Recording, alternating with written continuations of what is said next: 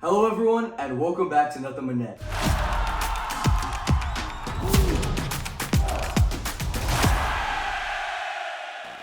And today is a very special episode because we have an amazing guest star with us today. Nico, welcome on the show. Thank you so much for coming on our show. Yeah, no, excited to be here. So today what we're going to be doing is we're going to be going through the list of cities that have both NBA and NFL teams.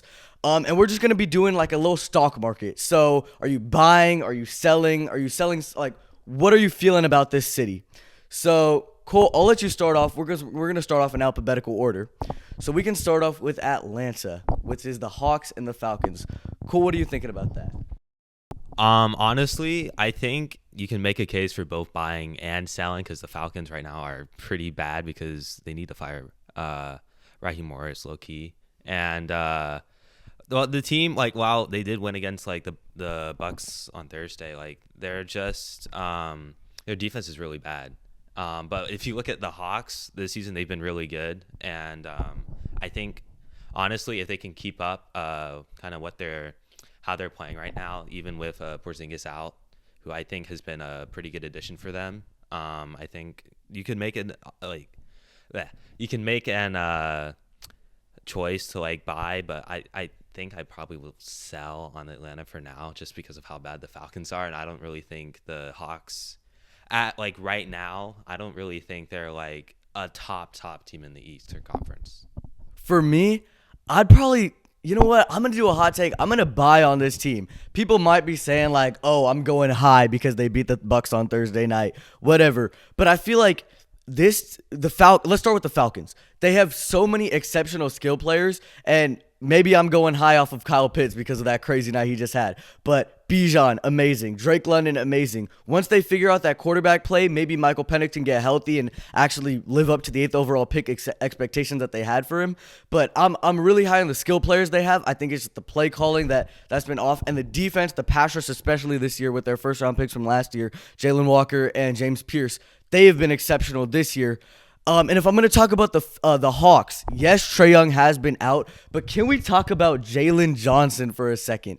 This dude is an absolute dog. He is definitely taking up the number one minutes. He's looking like LeBron out there, the way he can just pass at 6'9", will get into the rim on the cup on anyone. So I'm gonna do a huge buy on this team. If you know me, you know Trae Young's my favorite player, so maybe that's why I'm doing that. But I'm just buying on Atlanta. I love their future if they can figure out, because they have a lot of good pieces, you know. Dyson Daniels and the Hawks as well. Trae Young once he comes back. Risa Shea, number one overall pick. So I'm going to give this a huge buy. What about you, Nico? I am probably. Are we allowed to say hold? Just 100%. 100%. Yeah, I'm at a hold. I'm not necessarily like. There's a world where I could see the Falcons turning things around with new management, new coaching staff, because like you've said, they do have the talent, but you know, I just feel a little discouraged because they've had a lot of this core talent for years, and it's not led to any winning seasons or playoff appearances. So I think they need the right head coach in place, but it's just a matter of, do we think Arthur Blank is actually going to make the change and pull that off? I'm a lot more encouraged by the Hawks. I think that they've built a really intriguing roster, and like you said, despite Trae Young being out, and despite that being the guy that they want to be their franchise player, Jalen Johnson is emerging as a similar level of piece compared to what Trae Young has accomplished. So I'm intrigued. I kind of want to see what the Falcons do to their leadership this offseason, and then I might be interested in buying. But for now, I'm going to hold, just because I do not trust the Falcons to turn it around in their current state. Do you think that this offseason or maybe in the coming years that the Falcons maybe try to get a new quarterback? You think they trust Michael Penix to stay healthy? Because he's had 3 ACL injuries in the last 2 years. So what do you think about their quarterback future? I think that we might see them bring in a bridge quarterback this offseason, like a Mac Jones, for example. But ultimately, I think they will try to give Michael Penix a third year, because that's kind of been their philosophy with like 3-year timelines. That's how much time they gave Arthur Smith. They kind of did the Desmond Ridder and Marcus Mariota experiments for 3 years. So I think he will get one more year, but that's a shaky situation for sure. And I don't even think the Falcons have like the excess resources to invest a lot more into the quarterback position. I mean, they already invest as much as any team in the league when you combine him and Kirk Cousins' contract, which they should be able to get off of soon, thankfully. But yeah. And this is a question to both of y'all. You know, Nico, you and I were just talking about Jalen Johnson emerging as definitely that number one option on the Hawks team with Trae Young being out. And I'm a little biased when I say this because Trae Young is my favorite player in the NBA. But do you guys see the Hawks maybe moving off of Trae Young, moving into a youth movement with Dyson Daniels at the helm, at the point guard, Risa Shea, you know, they have a Kongwu. They have a lot of young pieces, Asa Newell. You guys think they move off of Trae Young anytime soon? Um, Honestly, I could see if the price is right. Obviously, then yeah, they probably will. But I think right now, like for the Hawks, it's kind of more like, wow, the young guys are playing good. I would like to see Trae Young play with that team more because I think what he could bring, even though he is probably he could potentially leave in free agency, if he gets like a really big contract from another team. But I think that he probably would also want to stay at Atlanta, especially like with his past playoff performances, especially like a couple years ago when they went to the Eastern Conference Finals. I think he loves the city, and I know the city definitely loves him. And I think that while I wouldn't rule out a trade completely, I would consider it unlikely unless they're in like this big deal that includes like four teams and like has like Anthony Davis or other guys going other places.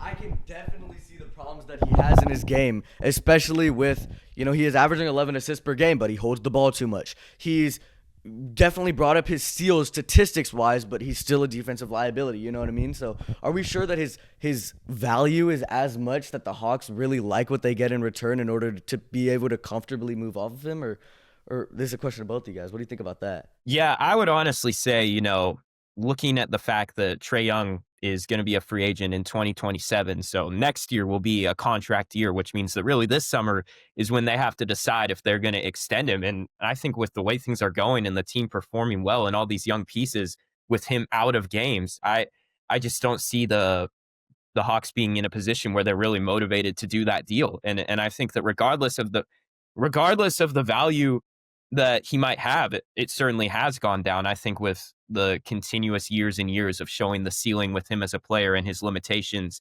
and how things have stagnated since that 2021 run, I think it might just be a situation where they want to get something before they get nothing, and he walks in free agency because they don't want to give him that contract. So I absolutely think that that is one of the biggest star situations in the league to monitor in the coming months. Right. Because I think he probably will ask for like a max contract, and like with it, how many young guys Atlanta has, I don't know if they're going to be willing to, like you said, kind of pay him, because they'll also have to pay like young guys like Jalen Johnson and Risa Shea and Dyson Daniels in the coming years as well, and they'll probably want like fairly high like rookie contracts as well. So I could definitely see the Hawks moving off of Trae Young like next offseason or even at the deadline in like 2026, 2027. But at the same time, I kind of want him to stay in Atlanta low key too. But like I definitely can see the Hawks moving off of him in the future. Me too. I feel like you said, I kind of want to see them because I feel like they've built this team around Trae Young. You know, a lot of people were saying like when DeJounte, it was such a ugly fit with Trae and DeJounte because you need shooters and you need 3-and-D players around Trae, and they got that with Dyson Daniels. They got that with what can be Risa Shea. They got that with Jalen Johnson. Like they got these guys so fit around Trae Young that I just don't think that we should be so quick and so haste to be like, oh, this team can be a championship contender team without Trae, or like they can be as good as they are without Trae because of what, like a 1 month sample size. Trae has been out since like what, October 30th ish. So I feel like a 1 month sample size is enough to be like this team is ready without Trae. I still feel like Trae is the 1A on this team. Maybe Jalen Johnson's the 1B, but Trae is definitely the 1A. This team is built around him. The players fit around him. You know what I mean? Like Nickeil Alexander-Walker, perfect player next to Trae. Porzingis, great player next to Trae. These guys aren't on the team to be built for Jalen Johnson, despite Jalen Johnson playing amazing. Don't get me wrong, he is a dog, but I feel like we still got to keep Trae on the team. Like I feel like this team is built around him. He's his team, and he deserves. If Atlanta wins, Trae deserves to win with them. Yeah, I mean, I feel like this season was, and everything they did this offseason, you know, getting Porzingis, I feel like this is the experimental season where it's like, can we make this work around Trae Young? And obviously the good news is that you can ride it out. There's no need to look to deal him this this deadline. Like, you want to see what happens when you get into those playoffs and go through some series with him. So it's kind of a fluid situation, in my opinion. And I absolutely think that we're going to have to see how this year plays out. Uh, but at a certain point, I just don't know if Atlanta is going to, be able to justify giving him the contract that he wants if this continues. Of course, it is a small sample size, and we want to see how things shake out. But I do think that there's a very sizable case to like make Jalen Johnson the franchise player if this continues. 100%, 100%. So if we were to give Atlanta an overall, like the city of Atlanta overall, I know we didn't spend too much time on the Falcons, but a buy, a sell, or a hold, what would you guys say for the future, just as one word? For me, I'm buying, but I'm going to hold. Yeah, I'll also probably hold. The official prediction is we are holding on Atlanta's future. Too unstable, but we move on to a team that is definitely looking good, a city that is definitely looking good. Well, they've nicknamed the city of champions for a reason. We're going to Boston, Massachusetts with the Celtics and the Patriots with Drake, May. Nico, you want to start us off with this one? Yeah, I mean, obviously, it's a situation where they're just in a really good spot on both sides. So the question is, like, do you sell? Do you think it's going to get worse from here, or do you buy? I would say that I would buy it. I think that they are built for 100%. very much sustained success in New England because, we've seen how all these different AFC franchises have sustained playoff contention around superstar quarterbacks. I think Drake May is emerging as a guy on a similar level to, the Mahomes and Josh Allen's and Lamar Jackson's in the AFC, where you're not going to need to build an insane offense around them. I mean, I wouldn't say that. I say their offense has good players, but I do not think that it's anywhere close to some of the situations that quarterbacks get in the NFC. And, for them to be able to win all of these games in dominating fashion, I know that they've had an easy schedule, but they're playing like one of the best teams in the league. Great teams dominate their competition, and the Patriots aren't necessarily squeaking by. So I absolutely think with him and Mike Vrabel, there's going to be so much stability there. And with the Celtics, it's pretty impressive to see them in third place without Jason Tatum, and that's not a core that you're giving up on anytime soon. Like they're going to keep going for it. So absolutely, I think that the unfortunately, I'm not very thrilled to see it as a Dolphins fan, but I think that the Bostonians and all the people of New England are going to keep winning. So I'm buying.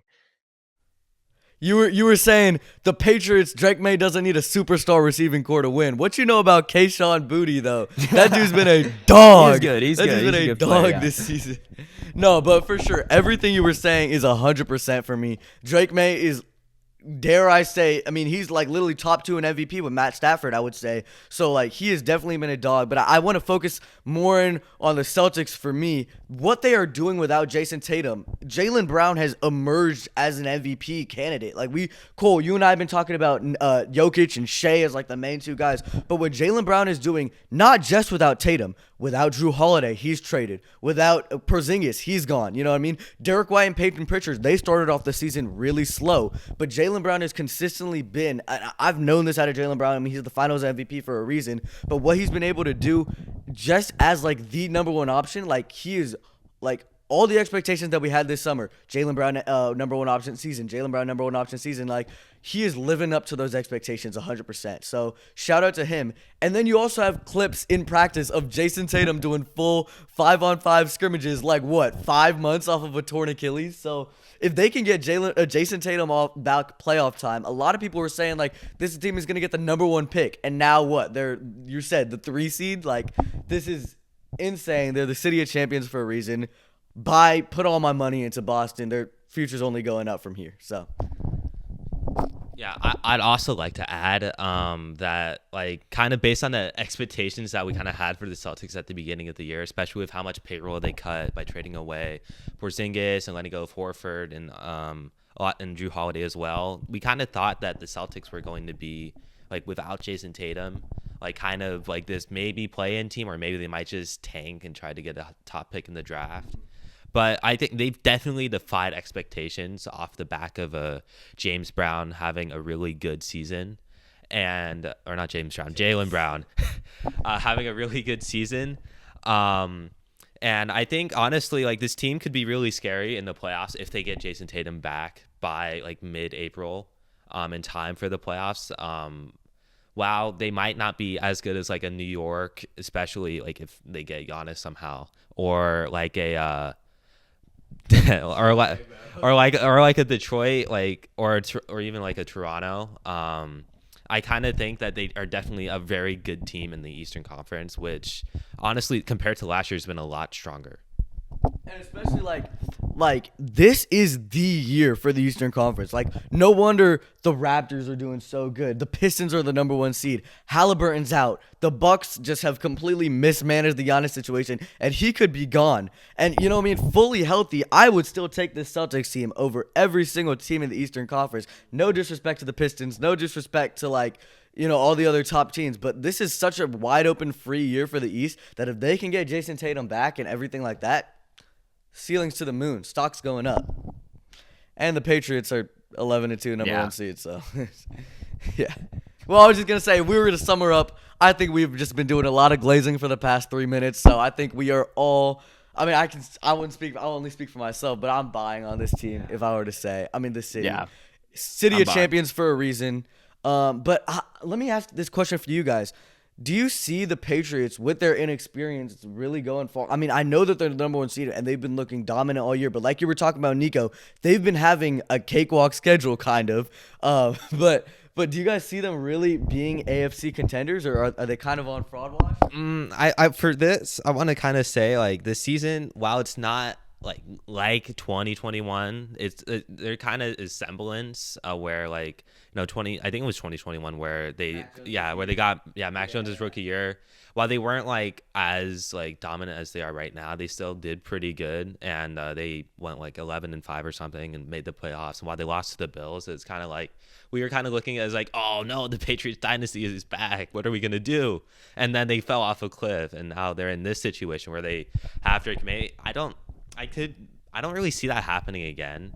While I kind of think that their schedule has definitely been easy, and that's helped them while not being a top team in the AFC. I kind of don't know who would replace them, because the Broncos have had all of their issues. All of the Bills pretty much either they get carried by Josh Allen or they lose. And the AFC North is no one wants to win that division. And then AFC West is kind of the Broncos, who I just mentioned, and also the Chargers, who need a good O-line. And mention of Pat Mahomes and the boys. They're probably not going to make the playoffs, if I'm being honest. And then the Texans, they are on the up after a slow start. And the Jaguars as well are kind of inconsistent. So it's kind of all these teams in the AFC are not no one wants the 1 seed really, except for the Patriots. And I kind of see that maybe they are too inexperienced for the playoffs because they are so young, but at the same time they could still win playoff games. They beat the Bills in the regular season already once. And I just don't know if they can beat other teams in the AFC, because the AFC is so kind of wide open, but at the same time not really. Yeah, I mean, that was kind of the point I was going to make is, you can say the Patriots, there's reason for skepticism, but I would say every team in the AFC has major reasons for skepticism. This isn't previous years where the Bills looked like a juggernaut around Josh Allen. I think about that 2021 Patriots team, and that's really what happened. Was the Chiefs and the Bills were better versions than their current states, obviously, as we've seen. And I am also someone who kind of believes that I kind of push back against the idea that experience really matters in the NFL playoffs, because I feel like we've seen really young teams or inexperienced teams like the Commanders and Bengals go on big runs in previous years. So I think it's just a matter of who's the healthiest, who's playing the best. That's really usually what it comes down to the most. So I think the Patriots, the fact that they have gone out and beat the toughest teams on their schedule too, when if they went into Buffalo and won, the Tampa win isn't looking as impressive, but that was when Baker was healthy, which is a big deal. I mean, the Bucs have gone a lot worse since he destroyed his shoulder. So yeah, no, I think the Patriots can go on a run. I don't see a very good reason to predict against them. And plus, the coaching staff has experience, and I feel like that's a big part of it. So we're not it's not like the entire roster's inexperienced. Like Stephon Diggs, he's experienced. So like they got some guys. I was just asking that question kind of like to instigate some stuff, but I'm definitely on your side where we've seen them have their record for a reason. It's not like it's just like complete fraud watch. Like this team is really good, and I have them as AFC contenders with the Texans. Texans I feel like are they're my number one. But if we're all buying on the City of Champions, Boston, how about we move on to Chicago, which is kind of a little mismatched on this one because one team is looking really on the up and the other team is how about you start us off with this one, Nico? Yeah, no, I think as good as the Bears are looking, I think I would have to sell just because of how poorly managed the Bulls are. I've seen reports that they're trying to make Josh Giddey their Tyrese Halliburton, like they're trying to build a team around that, and they had like spurts of like surprising success early on in the season, with an up tempo system and all of that. I see what they're trying to model, but I just don't really like when teams do that with clearly limited players that they got like you traded Alex Caruso and you got Josh Giddey for a reason. Like the price was never going to be insane because the Thunder knew that Josh Giddey was not a serious playoff, leader. So I just think that any team with delusional or kind of dysfunctional management, like if it's just one of the two, I know that that's going to hold them back. And I also feel like, with a team like the Bears, you have to be, conscientious of when teams are having like these breakout seasons. Like this might be their best chance. Like you never know. Like this might be the year for Chicago where, the schedule and the team health and all of that aligns for them to make a big run. So I think from the standpoint that there's a world where the Bears kind of have a down year next year just because of the circumstances, going from the fourth place team to a first place schedule, like all that stuff does play a factor. So as optimistic as I am about the Bears, I think that I don't trust the Bulls at all. And there's still a scenario where the Bears, are not able to, make a run at the number one seed in coming years. So I'm going to sell. Yeah, I'm also going to sell, but I kind of think that the Bears this season remind me like a lot of the Steelers in 2020 when they went 11-0 and then lost like pretty badly in the first round to the Browns. Well, I don't think the Bears are going to like have that kind of collapse. I kind of think they are definitely like skirting by in some of these wins, like the win against Washington, where they kind of got like that fluke like field goal, like whatever happened there, and also but like also against the Steelers a couple of weeks ago, it was a really close game. The Steelers aren't very good. Like they are winning games and they do have an easy schedule, which is why they are so high up. But like you said, like next year when they have like a number one or number two like place schedule where they're going against like a lot like more difficult teams, I think they're definitely going to struggle, and they might not even make the playoffs with how close the NFC has been this year. Like they might not make the playoffs this year. But yeah, the Bulls, Jerry Reinsdorf needs to sell the team pretty much because he's not a very good owner. And I just don't know where they kind of go from here, because like when they traded away Zach LaVine and also like got rid of DeMar DeRozan, like I kind of thought that they were actually going to like embrace a rebuild, but obviously that's kind of not the case. I hope they do, but yeah, I don't know what their plan is right now. I'm gonna actually disagree with both of y'all, and I mean I know that like fine, the Bulls are incredibly mismanaged. Next year the Bears are gonna have a much harder schedule, and their wins have been really close games. But the Bears, and you made this point, Nico, where they're looking for Josh Giddey to be their next Tyrese Halliburton. It's not like Josh Giddey's like a scrub. Like he's been playing pretty good this year, especially in OKC, the reason his value was so low is because he was forced to play like he didn't have like a set role. He was playing with the guards like Shai, with people like, you know what I mean? So he wasn't allowed to actually flourish in his game like he is in Chicago. And I'm not saying he's Tyrese Halliburton. Of course he's not. But he definitely can be like this team's point guard of the future. And then, yeah, fine. They didn't embrace a full rebuild because Vucevic is still on the team and stuff like that. But I feel like Modest Buzelis, dog. If we can get to see Noah Essengate, he's out for the season. But if we can get to see him maybe shine, and they've been out this year, what if they get a high draft pick and they get an AJ, they get a Cam Boozer, they get a Darren Peterson? Now this team's future goes from what is happening to extremely bright. And let's say at the deadline they can flip Vucevic for just dump off his salary and maybe get, like, I don't know, a couple seconds and maybe a first for a team that's desperate for a center. Golden State back. You know what I mean? Then this team's future flips immediately. And if we're going to the Bears, yeah, fine. There's wins have been a little flukes. The NFC is crazy stacked. They could drop out of the playoff race with, like, if they lose a couple more games. But those good, better, best videos, they get me, like, hyped every time I see them. This dude, Ben Johnson, is a dog. And this roster, like, they've been missing Jalen Johnson for a majority of the season. Now he's coming back. You know what I mean? Caleb Williams has looked exceptional this year. And this team is like, and if Luther Burden, if they can get him to get more reps as in, like, in a more prominent wide receiver role, then this team's future is looking crazy up. And I trust Ben Johnson so much because, like we were talking about with management, fine, the Bulls have been mismanaged, but Ben Johnson's a big part of that Bears management, and I trust him so much that I'm buying this future on Chicago, man. Like, call me crazy, but that's my hot take. Yeah, I think that's fair. I mean, I really don't want to be on the side that says, it's only down from here for the Bears. Like, there really is a lot of reason for encouragement. And even Caleb, like, there's another gear that he can take his game to with another offseason, I think, with Ben. I think year 2 with the new play caller is always the year that you've got your eye on for mega quarterback breakouts. But yeah, no, I think the Bears are definitely on the up.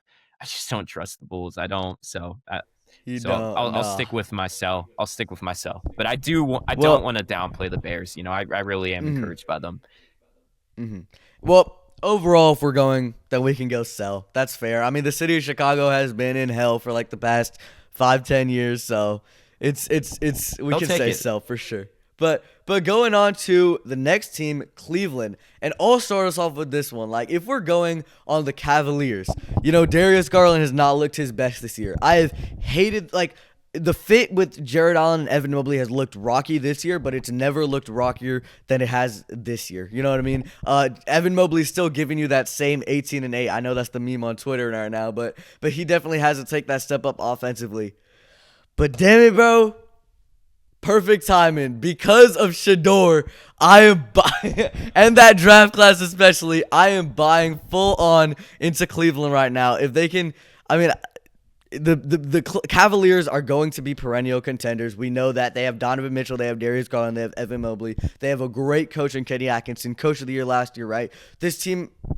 And then we go over to the Browns, and their draft class has looked amazing. Carson Schwarzenegger, he's going to win Defensive Rookie of the Year, definitely. You got, Shedeur. We could talk about him. He's, you know what I mean? And then we could go over to, like, Quinshon Judkins. He's looked great. Dylan Sampson, in that first time before Quinshon Judkins came back, he looked good in that number 1 back role. You know what I mean? Mason Graham, he's looked exceptional. Like, if they can... I don't know if there's, like, beef between Stefanski and Shedeur. I don't know about that. He wasn't in for that 2-point conversion, which was kind of weird to me. But I'm buying in on the Cavs. I'm in the Cleveland. I think that the Cavs are definitely contenders this year. Like I said, in a weak Eastern Conference. And the Browns draft class has looked amazing. We won't talk about Dylan Gabriel right. I won't talk about Dylan Gabriel right now, but I'm buying in on Cleveland. For me, I don't know, because when I look at the Browns as well, it's kind of like, wow, they do have these young guys like Shedeur, like, and other offensive pieces and defensive pieces. I don't know what they're going to do this offseason, because I think Stefanski is most likely going to be fired. But I kind of think they might maybe move off of Myles Garrett potentially, or maybe he doesn't want to stay. I don't know, like. I just kind of think that, like, somehow the Browns are going to find a way to screw this up, because it's the Browns. And, like, with also the Cavs as well, like, with the news today that Evan Mobley's going to be out for about, like, around a month. And Jared Allen's been out for about a week. I think he'll come back pretty soon, though. I kind of think that the Cavs are kind of, while they are very good, again, like they're a top 5 team in the East. That's kind of been a perennial thing since they got Donovan Mitchell. I kind of think that there are, like, kind of with the Celtics, there are better teams right now in the Eastern Conference that I don't think Cleveland is necessarily able to beat. And that's kind of been the same story for the last 3 years. Like, in 2024 was the Celtics, and then it was the Knicks as well. And it's kind of like, while Cleveland is a very, very good has a very, very good basketball team, I don't really think that they're really like on the up. So I'm gonna hold for now. This is a tough one, and I don't think I can buy, because I do think that this Cavs team is like, they're not just good, they're maybe great if they have all the pieces in place. Like, last year they were a great team. This year, they're having some health issues, but like I said, the front court is a little suspect. I'm not sold on the Cavs as a perennial contender. Honestly, I'm sold on them as a perennial playoff team, and I just need to see a little bit more from the Browns. I think I will 100% say that they killed this draft, and obviously Shador was a massive steal in the 5th round to get any sort of flashes from a rookie in the 5th round is a big deal. It's like Spencer Rattler kind of in, like, that's the floor. That's what it's looking like. But I do still have serious questions on if Shador is the franchise guy. And I also think that Stefanski is about to get fired, like you mentioned. And I'm not sure if that's a good thing, because I think Stefanski has proven in previous years that he is a good coach that can lead the Browns to a good place. And I don't know if I trust their ownership with Jimmy Haslam, who's known to be a bit of a meddler. He thinks that he knows more about football than he does. Like that's kind of been the theme around Cleveland. And Myles Garrett is 29 years old. As amazing as he is, his game is largely because of the freak athlete that he is. Once he gets into his 30s, we don't know. That's why I thought the better move would have been to sell really high this offseason and trade him. It's fine that they paid him. Like, it's not like they're in a horrible situation right now. Yeah. But I'm not completely sold on either team, so I'm gonna hold. But I will say, there's reason to believe both could be good teams for years to come. So I'm not gonna sell. Do you think that if the Browns get an opportunity to get like a, I don't know, Fernando Mendoza, you think that they would take him, or they would stick it out with Shador right now, or maybe go back to Dylan Gabriel? I don't know, but Oh, I think Gabriel's off the table. I think Gabriel has shown that he's nothing more than a career backup. Shador, I'm just not sold on if he's a franchise guy. I think that he looks like he might be like a bottom tier, like, career starter. Like, that's kind of what we're looking at right now. Like, he has a place in the league for sure. But I think that if they had the opportunity to get Mendoza, they would take it. I think they would. I still think that, I'm just not totally sold on Shador as the franchise guy. I think there's I have serious questions about his game and his physical talent. And I also think that the Browns need to upgrade that offensive line a lot. That's a really bad state for the team. It's kind of old, and, they've got guys like Joel Bitonio and Ethan Pochich. Like, they're all in the back ends of their careers. And that's really important, I think, to sustain success, is having a good long-term offensive line. So that's another question I have for them. But yeah, no, I think they would take Mendoza if given the chance. I think Mendoza still has a clearly better chance to be a franchise guy than Shador, I would say. yeah. Like you mentioned, the main gripe that I was about to say on Shador was definitely athleticism. He, as a runner, as a scrambler. Cole, what about you? Are you sold on Shador, or as the long-term future quarterback? Or? Not really. I understood why Cleveland was kind of hesitant to like start him like this way into the season, because like I don't like what you said. I think he's going to be fine as like a quarterback in the NFL. Whether he's a true franchise guy is to be seen. I don't think he really, like, compared to like if they like you said, like if they can get Mendoza, I think they should take him as well. But like in terms of Stefanski, wow, I am pretty certain they are going to fire him. I don't really think that's, like you said, the best move, because like there was a time like 5 years ago when the Browns actually had a good roster where Stefanski led them to the playoffs and they won a game in the playoffs and he won Coach of the Year. And then since then the roster's kind of just been like really bad. They got rid of Baker, which I think was like a really bad decision, and then slowly other guys have been leaving. And now, like, from that team, like the main like piece is really just Myles Garrett from that 2020 team. And I think if you can give Kevin Stefanski a team that is like pretty good, he will be able to get them into the playoffs. And I hope they keep him because I think he's a good coach, but I don't think they will because it's the Browns. Exactly. Yeah. Like, I want to see it through with Stefanski, but I don't trust them to let him see it through. So that's my concern and why I'm holding. I don't know that. I mean, yeah, you guys have made incredible points. Like, this guy, if he has a good roster, he's a great coach, 2-time Coach of the Year for a reason. But that 2-point conversion, the fact that after Shador literally had a 300-yard game with like 4 touchdowns, the fact that he wasn't there on that 2-point conversion when he was especially really hot on that drive, that really made me mad. And it should. That was a weird call on his end. I wanted, but like in the grand scheme of things, I don't think that should take away from everything that Stefanski has done. 100%. So I think we can go overall hold on Cleveland's future. This is like, it is a really, like, it's good and bad, but I would say a hold is a fair place to be. As we move on to Dallas with the Mavericks and the Cowboys. I'll let you start us off on this one.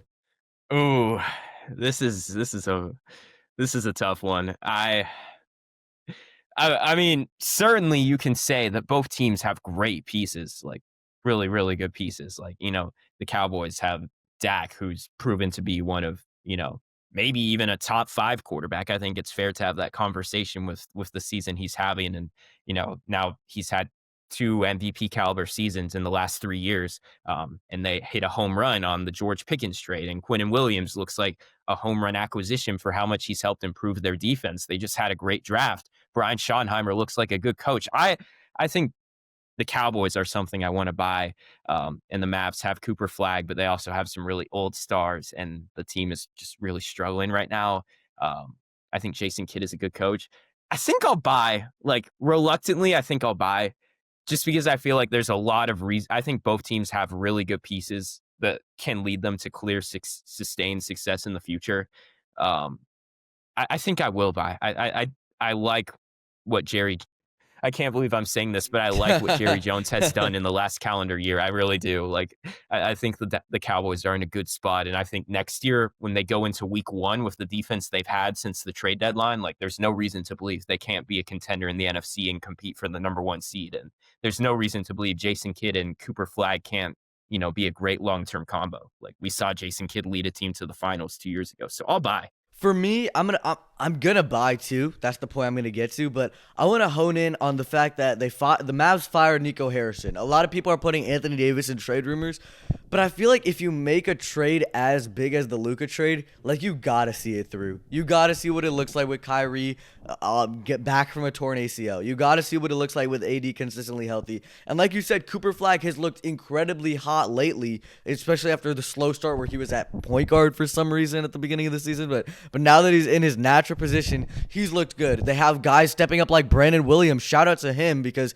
he was a kind of a nobody before the season. Now he's playing real good minutes in the place of D'Angelo Russell because he's D'Angelo Russell. But I feel like you got to see this Mavs vision through, and I feel like a team of Kyrie, AD, and Cooper Flag. I cannot believe I'm saying this, but Nico's vision could turn into something, but that's going to be the reason I'm buying. And all the points you made about the Cowboys, Dak is amazing. The George Pickens trade, he looked awful against Detroit, but the trade is definitely, he's been good this season, what I'm trying to get at. Quinnen Williams, that trade was amazing. And, so I'm going to buy on the Dallas. I think right now I'll probably hesitantly buy because while the Cowboys do look really good, with Dak playing really good football at the quarterback, and their defense has been really good, I'm kind of hesitant on George Pickens because I kind of think that he's starting to take the same trajectory that he did in Pittsburgh, where he's just slowly starting to crash out. a lot and make really dumb decisions, which got him traded in the first place. Well, I don't know if he'll be traded from the Cowboys. I kind of think that's something to like look at because like he did kind of sell the game against the Lions, which was definitely winnable for the Cowboys. But for the Mavericks, I expect them to trade Anthony Davis by the deadline, whether healthy or not, because I think they could probably get quite a bit from like a team that's like looking to maybe compete this year further and try to beat the juggernaut that is OKC. And I think they can get quite a bit back for an Anthony Davis trade because while he is very, very injury prone, he is still one of the best offensive and defensive centers in the league when healthy. And I think that will definitely like help out a team that's like in the playoffs and trying to vie to potentially win a championship this year. That's not OKC. So are you saying that the Mavericks, if they make a couple trades, they could be in the same tier as OKC? Or not the same tier, but they could put up a good fight against them? No. I was saying like a team that like is in a playoff spot that wants to win a championship this year, not the Mavericks themselves. Oh, okay. But I think the Mavericks are kind of tilting towards like a rebuild right now. I could also see them kind of maybe trading Kyrie in the future because like especially with his age, I don't know how he's going to come back from an ACL tear. I while I want to see him come back and play like he was like a couple years ago with Luka, I don't think that's really possible. And also they've had guys like Derek Lively's looked really bad. Now he's injured. Yeah, and then Klay Thompson's been really bad this year, and like all like their roster isn't very good outside of Cooper Flag right now. And I kind of think that because of that, unless like if they trade Anthony Davis and they get like a lot of draft picks back and like young guys, etc., I'm gonna hesitantly buy because of the Cowboys mainly. That's valid, 100%. We all did like hesitant buys, which is kind of funny. Exactly, for me. yeah. Yeah. But like, yeah, I mean, like it's just like a lot of highs and lows. Like the Cowboys, Dak looks amazing, but then you were talking about George Pickens has just been like kind of crazy sometimes. Quinn Williams looks amazing. CeeDee Lamb, when he's healthy, he's looked good. Jerry Jones made good decisions, right? But then also the Mavericks, Anthony Davis and Kyrie. How's that going to work out? Cooper Flag looks really good. Then Klay Thompson and Derek Lively out and looked really bad. You know what I mean? So it's a lot of highs and lows. But overall, if we're going to say it, hesitant buy is definitely fair to say. But as we move over to the Colorado, the Broncos and the Nuggets. And I feel like this is one of the biggest like buys for me I could say in a while. I mean, they have the best player in the world with Nikola Jokic, of course. There's not really much to say about him that we don't know already, right? This guy he elevates his team from bad to good. If you look at net rating, like this team would be probably a lottery team, maybe the play-in team without him. And he's averaging a triple-double. He is the best player in the NBA, and I feel like there's not a lot to say about him that hasn't been already said already. The Cam Johnson trade, it didn't look good at first. Cam Johnson started off really rocky and really slow, but he's definitely picked up the pace. Aaron Gordon looks amazing. He's definitely filled in as that second option, maybe debatably with Jamal Murray, but Jamal Murray just shot 50 the other day. So I'm definitely really high on this Nuggets team. There's not really much to say about them.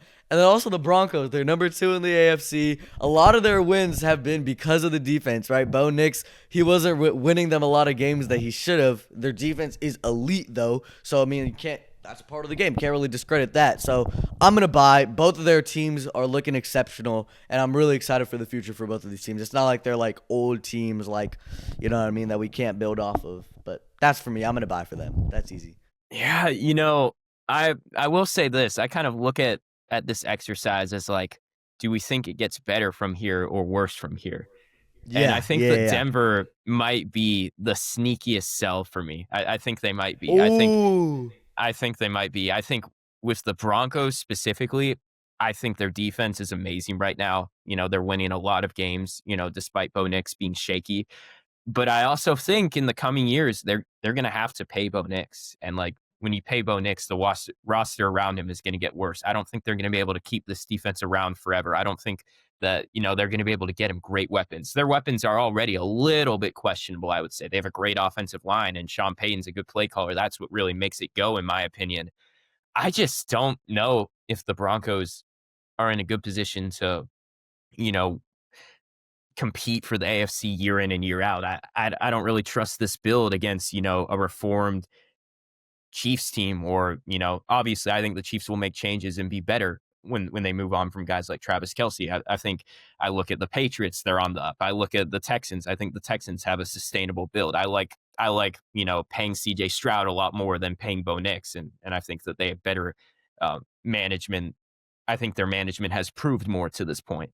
So the Nuggets are a great organization. I don't really have questions about them. I think Jokic is awesome, and he's going to be awesome for a long time. His game is very sustainable. I like the Cam Johnson trade. I thought they had a good offseason. I think that, David Adelman is working out well.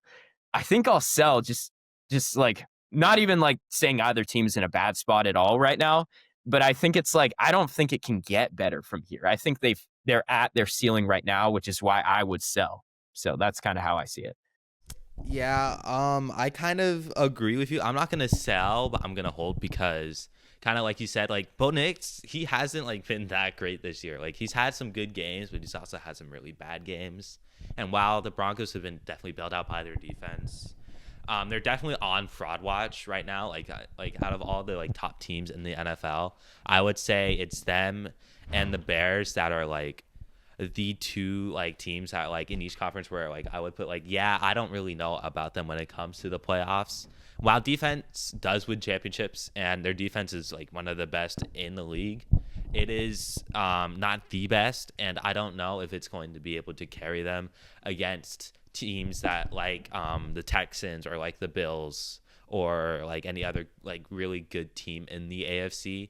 Especially if they're having struggles against teams like the Commanders in the regular season. But yeah, Nuggets, definitely still one of the best teams in the Western Conference. Nikola Jokic is definitely the best player in the world, and they have a really good roster built around him. And I definitely see them like maybe they could be OKC. They're one of the few like teams that like I can definitely see being like an OKC stopper in the playoffs potentially, but I'm gonna hold because I don't really see the Broncos doing much better in the future. And Nico, you were talking about how like paying Bo Nix immediately diminishes their roster, but I feel like they have that window right now where they don't have to pay him right now. Do you guys see that if they can like, I don't know, make the AFC championship game or maybe potentially go to a Super Bowl, I don't know, in the next 1 to 2 years, would you see that as like a successful period of time for their future? Because if I'm stemming from that way, then I feel like their future is an immediate buy, because if they can go up to that and then they have that success, then I feel I'm really confident that can happen. You know what I mean? So like it's just the definitions of success for me. Yeah, I think that's a fair point. And I do think that there's a world where a number of teams can make the AFC title this year. And I think that does include them. And I think maybe I am being a little bit unfair about the Bo Nix window, because it's still, going to be many years before his contract kicks in. So they're going to be able to give it a go with this roster around him. And there's still potential that he develops. So I think maybe I was being a little unfair. I think that it's very possible that they do make the AFC title in the next 2 years. And I would consider that a success. I mean, compared to the spot they were in 2 years ago with the Russell Wilson contract, like, what a turnaround. They made a bunch of great decisions, and, they've been able to, take Bo Nix to this point of, even if I have concerns about his ceiling, I just feel like when you have two teams that are some of the best in their conference, maybe it's unfair to put them in sell territory with like Chicago. I think like relative to what I've said for previous cities, I was being a little unfair. So I'll go from sell to hold because they are going to have plenty of time before Bo Nix, puts their team build in jeopardy.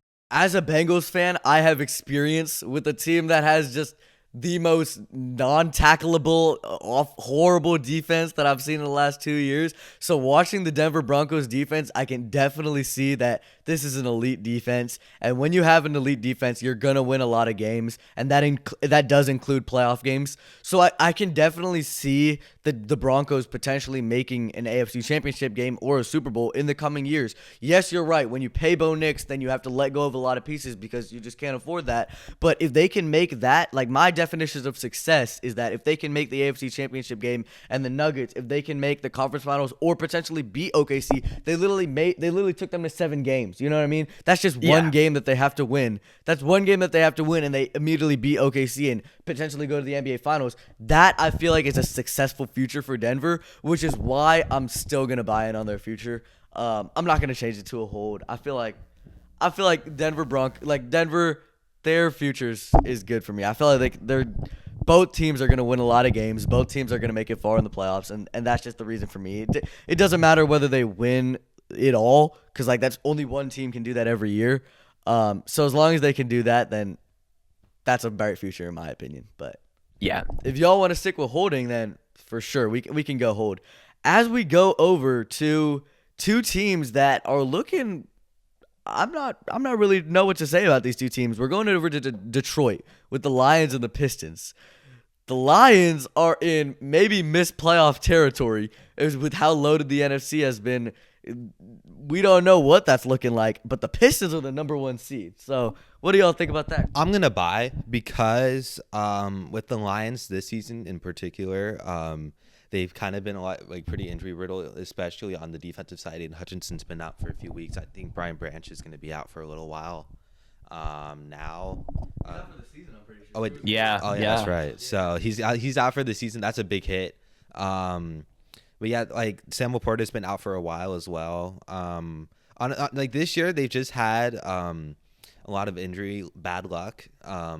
And like we know this team can do really well because they made the conference championship a couple years ago, and they were one quarter from making the Super Bowl. They didn't blow in the fourth quarter, Yeah, but you're happy about that. I am very happy about that. Niners fans. But you know, I like with the rise of the Pistons this season, and like how like even like compared to last year, like how much better they are. Like last year compared to what they were 2 years ago when they lost like 28 games in a row. They were so much better, and now like they've taken another step, which is like makes sense because they have a lot of young guys like Cade Cunningham who have just like, even though it's kind of crazy to say Cade's gotten better, I think he has, like especially compared to last year, just in general. But I'm gonna buy because the Lions are not like at their true potential right now, and the Pistons are on the up still. Nico, what about you? I think I'll buy. I think I would agree that the Lions haven't had the season that they were probably supposed to, but that's not really anyone's fault in particular. I still think that Dan Campbell is a great head coach, and I still think they're going to be fine without Ben Johnson, even though he's proving to be another threat in the division. I think that Brad Holmes is a great general manager. They generally draft really well. And you know, they'll get those guys back next year, like Brian Branch, and Sam Laporta is also out for the year. So that stuff is tough, and it limits your offense. But yeah, no, I think the Lions are still like kind of, they probably won't make the playoff, but I still feel like they're one of the best teams in the NFC this year. I still do feel that way, and I think that the Pistons, like, it's just hard to knock them when they're winning all these games, and Cade looks like a legit number 1, and I feel like JB Bickerstaff has proven himself as a good coach at this point. Like, I'll buy. I think that both teams are in good shape. I don't see either team falling off anytime soon, and I think both of these teams are some of the best in their conference. So I think I have slightly less long-term concerns actually about them than Denver, which is why I'll buy after holding Denver. This is a question for both of you guys. Do you guys see the Lions winning a Super Bowl anytime soon with Jared Goff at the helm? Do you think he's holding them back because I don't know. The reason, like, I feel like he was a big reason that they lost versus Washington last year. Even on that fourth down, or I don't know if it was third or fourth down, they literally called it Jamison Williams pass because they didn't trust the ball in Jared Goff's hands, which is crazy to me. So how do you feel about the Lions ceiling with Jared Goff at the helm? I still think they're a Super Bowl contender. Like, cause Jared Goff has made the Super Bowl before, in 2019. While the Rams only scored 3 points that year, it's still definitely like an achievement. And I kind of think that people are kind of like, I want to say sleeping on Jared Goff, but I think that he definitely has the potential to be a very good quarterback, and he has in the past. I don't really think he's necessarily holding the Lions back per se. There are definitely better quarterbacks in the league than Jared Goff, but it's not like he's like not good. Yeah, I think Jared Goff is a quarterback that has grown on me a lot. I think since he came to Detroit, I think that the Rams moved on for him for a reason, but I just feel like he's become a significantly better quarterback and significantly more proven. Like, yeah, I do agree that he was a big reason they lost that playoff game, but I also feel like we've seen him play plenty of good games for the Lions in the playoffs. Like in 2023, that was a good run. I think, he balled out against the Rams. He played well against the Bucks. Like, I think he can get it done. And I do think that he gets a little bit underrated. So yeah, no, I trust Jared Goff.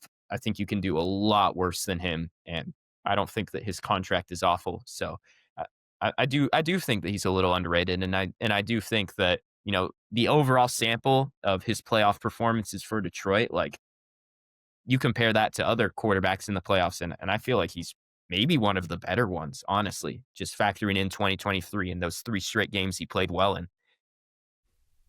Yeah, for me, I mean, the Lions have one of the best rosters in football, regardless of if they miss the playoffs or not this year. They're gonna be back. They're gonna be better next year. Especially if they're gonna have a third place schedule next year. You know what I mean? So that's definitely gonna be a good spot for them to be in.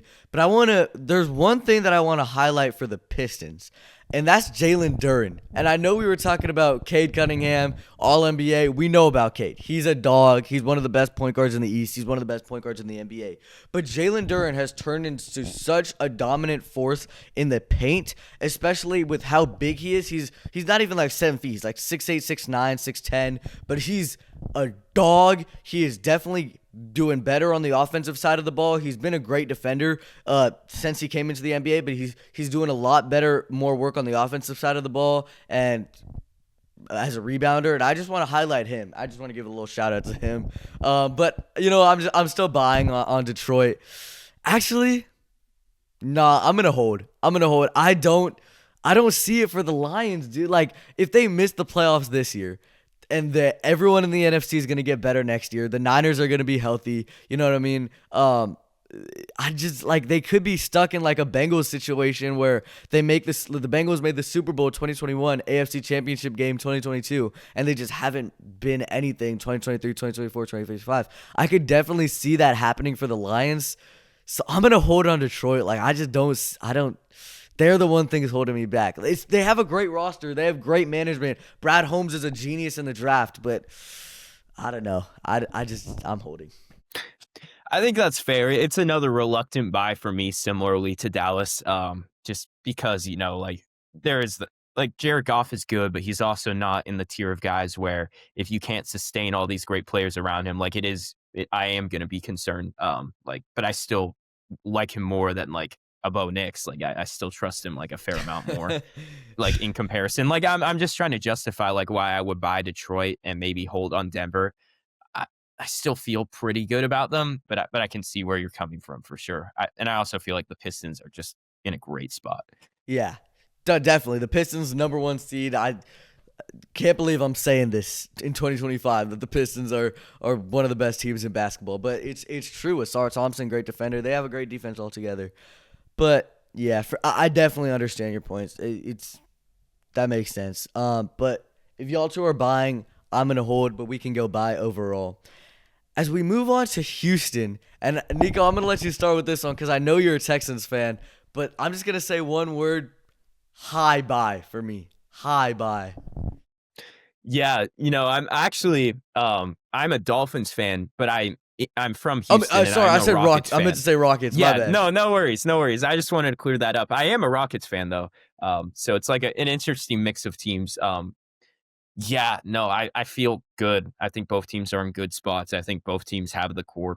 Are like I could see the Rockets making the Western Conference Finals, and I could see the Texans winning the AFC this year. Like I think that's a very possible thing. I don't know if the Rockets are in position to take down the Thunder. I still would say that the Nuggets are the most proven threat to them after they took them to 7 last year. Like with Jokic, I think that they're still like a clear 1, 2, 3 in the West. But yeah, no, I think generally Houston is in a good spot. I feel good about paying CJ Stroud. I think their defense is absolutely amazing.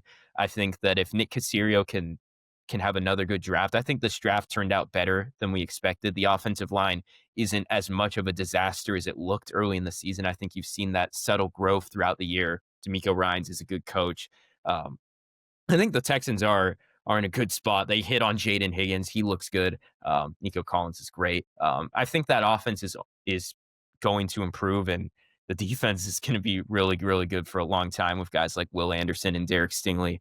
And I think that they're a very dangerous team in the AFC this year with how they even took like the top teams in the NFC in Seattle and the Rams to the very end. So I don't see any reason why. Yeah, no, like they dominated Josh Allen. They made the Chiefs. The Chiefs had like their worst performance of the season last week against them, and I think that's for a reason. I think this defense is just absolutely amazing. So I will buy Houston for sure. I don't see why exactly you wouldn't. I think that both teams are good, and they're going to be good for many years. Yeah, for me, I'm definitely going to buy on Houston. While like for the Texans, like their defense is definitely the best in the league. CJ Stroud has definitely kind of had a little bit of a down year this year, especially compared to like when I think it was his rookie year when he was really good. Yeah. But shout out Davis Mills though. Yeah. But I think the Texans definitely, I could see them making the Super Bowl this year. If not at least the AFC Championship game with that defense, and also their offense is kind of like starting to click again, which was like their main problem at the start of the year.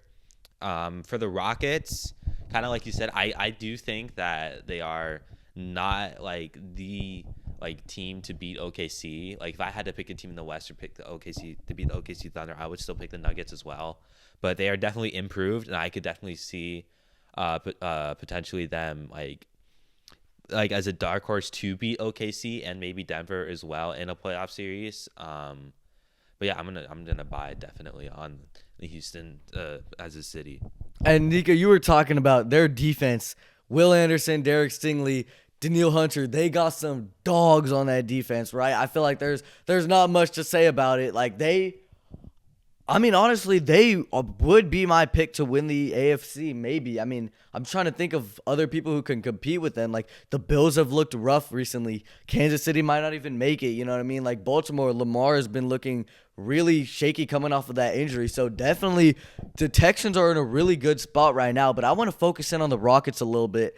And, Cole, you and I for the past year have been saying this, that before they got Kevin Durant, their half-court offense was just like disgusting. Like, I'm telling you, they could only score points when Jalen Green was in fast breaks and Amen Thompson was throwing lobs and all that stuff. And now they can actually settle down, slow their offense down, and they have Kevin Durant. He's one of the greatest half-court offense in general players of all time. And he's elevated their ceiling so much this season that I could, like Nico, you were saying, like maybe make a Western Conference push, like give OKC a run for their money. So yeah, I'm definitely like buying high on this Houston city, and it's lucky to be them, especially being from Sacramento. Like, it's lucky to have two good teams like that. But I think we're all buying on that. Like, it's this, and they got great management. Raphael Stone, like they got some really smart guys in there. So yeah, as we move on to a city that I don't know what's happening right now. It's Indianapolis. Tyrese Halliburton's out for the year, right? They just made the NBA Finals, but the Pacers have looked rough. Thank God they got their first-round pick back from New Orleans, which is kind of crazy that Joe Dumars would trade that. And then the Colts just Phillip Rivers is starting versus that Seattle defense. Like, that's definitely we could spend the whole 30 minutes talking about that, but I'll let y'all talk about Indianapolis. Nico, what do you think? Yeah, I think you got no choice to sell. I mean, I think that as great as Tyrese Halliburton is, I think that the Pacers last year with their playoff run, so many guys were contributing. And I think you would have hoped to see them be a better team. Miles Turner was also a loss, but I don't think that he was their second best player or even their third last year in that playoff run. So I think, expect more from them without Tyrese Halliburton. I did not expect it to be a complete disaster. like it has been. And thank goodness they have their draft pick back. So, they'll get Tyrese Halliburton back. It's not like the future's in a horrible place. But I also feel like with the Colts, with this Daniel Jones injury, all of a sudden it looks like they have nothing close to an answer at quarterback going into next season. Like, we don't know what we're going to get out of Daniel Jones. He's only had like 10 good months of play in his entire 7-year career. Like, I wouldn't pay him right now. I think if they can get him on a prove it deal, that would be good, but you just don't really know. Like, they're going to miss the playoffs this year. It's really disappointing. I do think that they were playing at the level of an AFC contender early in the year. But it's just some unfortunate stuff with injuries and all. And I don't feel great about either team. So I'm going to sell. Yeah, for me with the Pacers, especially after the Halliburton Achilles injury, I think honestly we kind of expected them to kind of be in the same boat as Boston, where they would probably be like decent, but like not make the playoffs. But they've definitely taken like the exact opposite like direction as Boston has this year, where they're just like down in the dumps pretty much in the Eastern Conference. But hopefully they'll be able to get a high pick and like draft a really good player that can help make the team better. But for the Colts, like honestly, even before the Daniel Jones Achilles tear, I kind of think they were kind of trending in the wrong direction anyways, because they were on they started 8-1 and then they lost 3 straight before the Jacksonville game. Wow, I kind of think they were still like a perennial, like not perennial, but like a potential team to make the AFC Championship game. I kind of think like after the start that they had, that it was like most likely not going to happen. But this Daniel Jones Achilles injury kind of makes that like a given reality at this point, unless Phillip Rivers is just like really good somehow, even though he's 44. Grandpa playing starting in it. Yeah. Like I don't see the Colts like even next year, because Daniel Jones is likely gonna miss like quite a bit of time healing from the Achilles injury. And like you said, like he'll be a free agent. Like I could see him being on a prove it deal potentially, especially after the Achilles injury. But yeah, I just don't really know where either franchise goes right now, because they've just had such bad injury luck. And yeah, like I don't know. I'm gonna sell. For me, I mean, I feel like it's a sell easy, because the Pacers the Pacers' future is so like under question. Like I've been seeing Pascal Siakam in trade talks because of the fact that it's like, are we sure that that this team is gonna ever get back to the run that 2025 team went on? Like, are we sure that the Pacers are ever gonna do that ever again? Because that was kind of like, they kind of fluke beat a lot of good teams. Like, are we sure they would have beat Boston if Jason Tatum didn't even get hurt, if they played Boston in the conference finals, like, and they lost to OKC, but are we sure they would have beat OKC in that game 7 even if Halliburton was healthy? Like, there's a lot of ifs with this Pacers team. So I've been seeing a lot of like, oh, maybe they trade Pascal Siakam, that try to get some value back for him, which personally I think is dumb. Like, I think that they definitely go back, and I think once Halliburton's back, they're definitely a contender in the Eastern Conference 100%.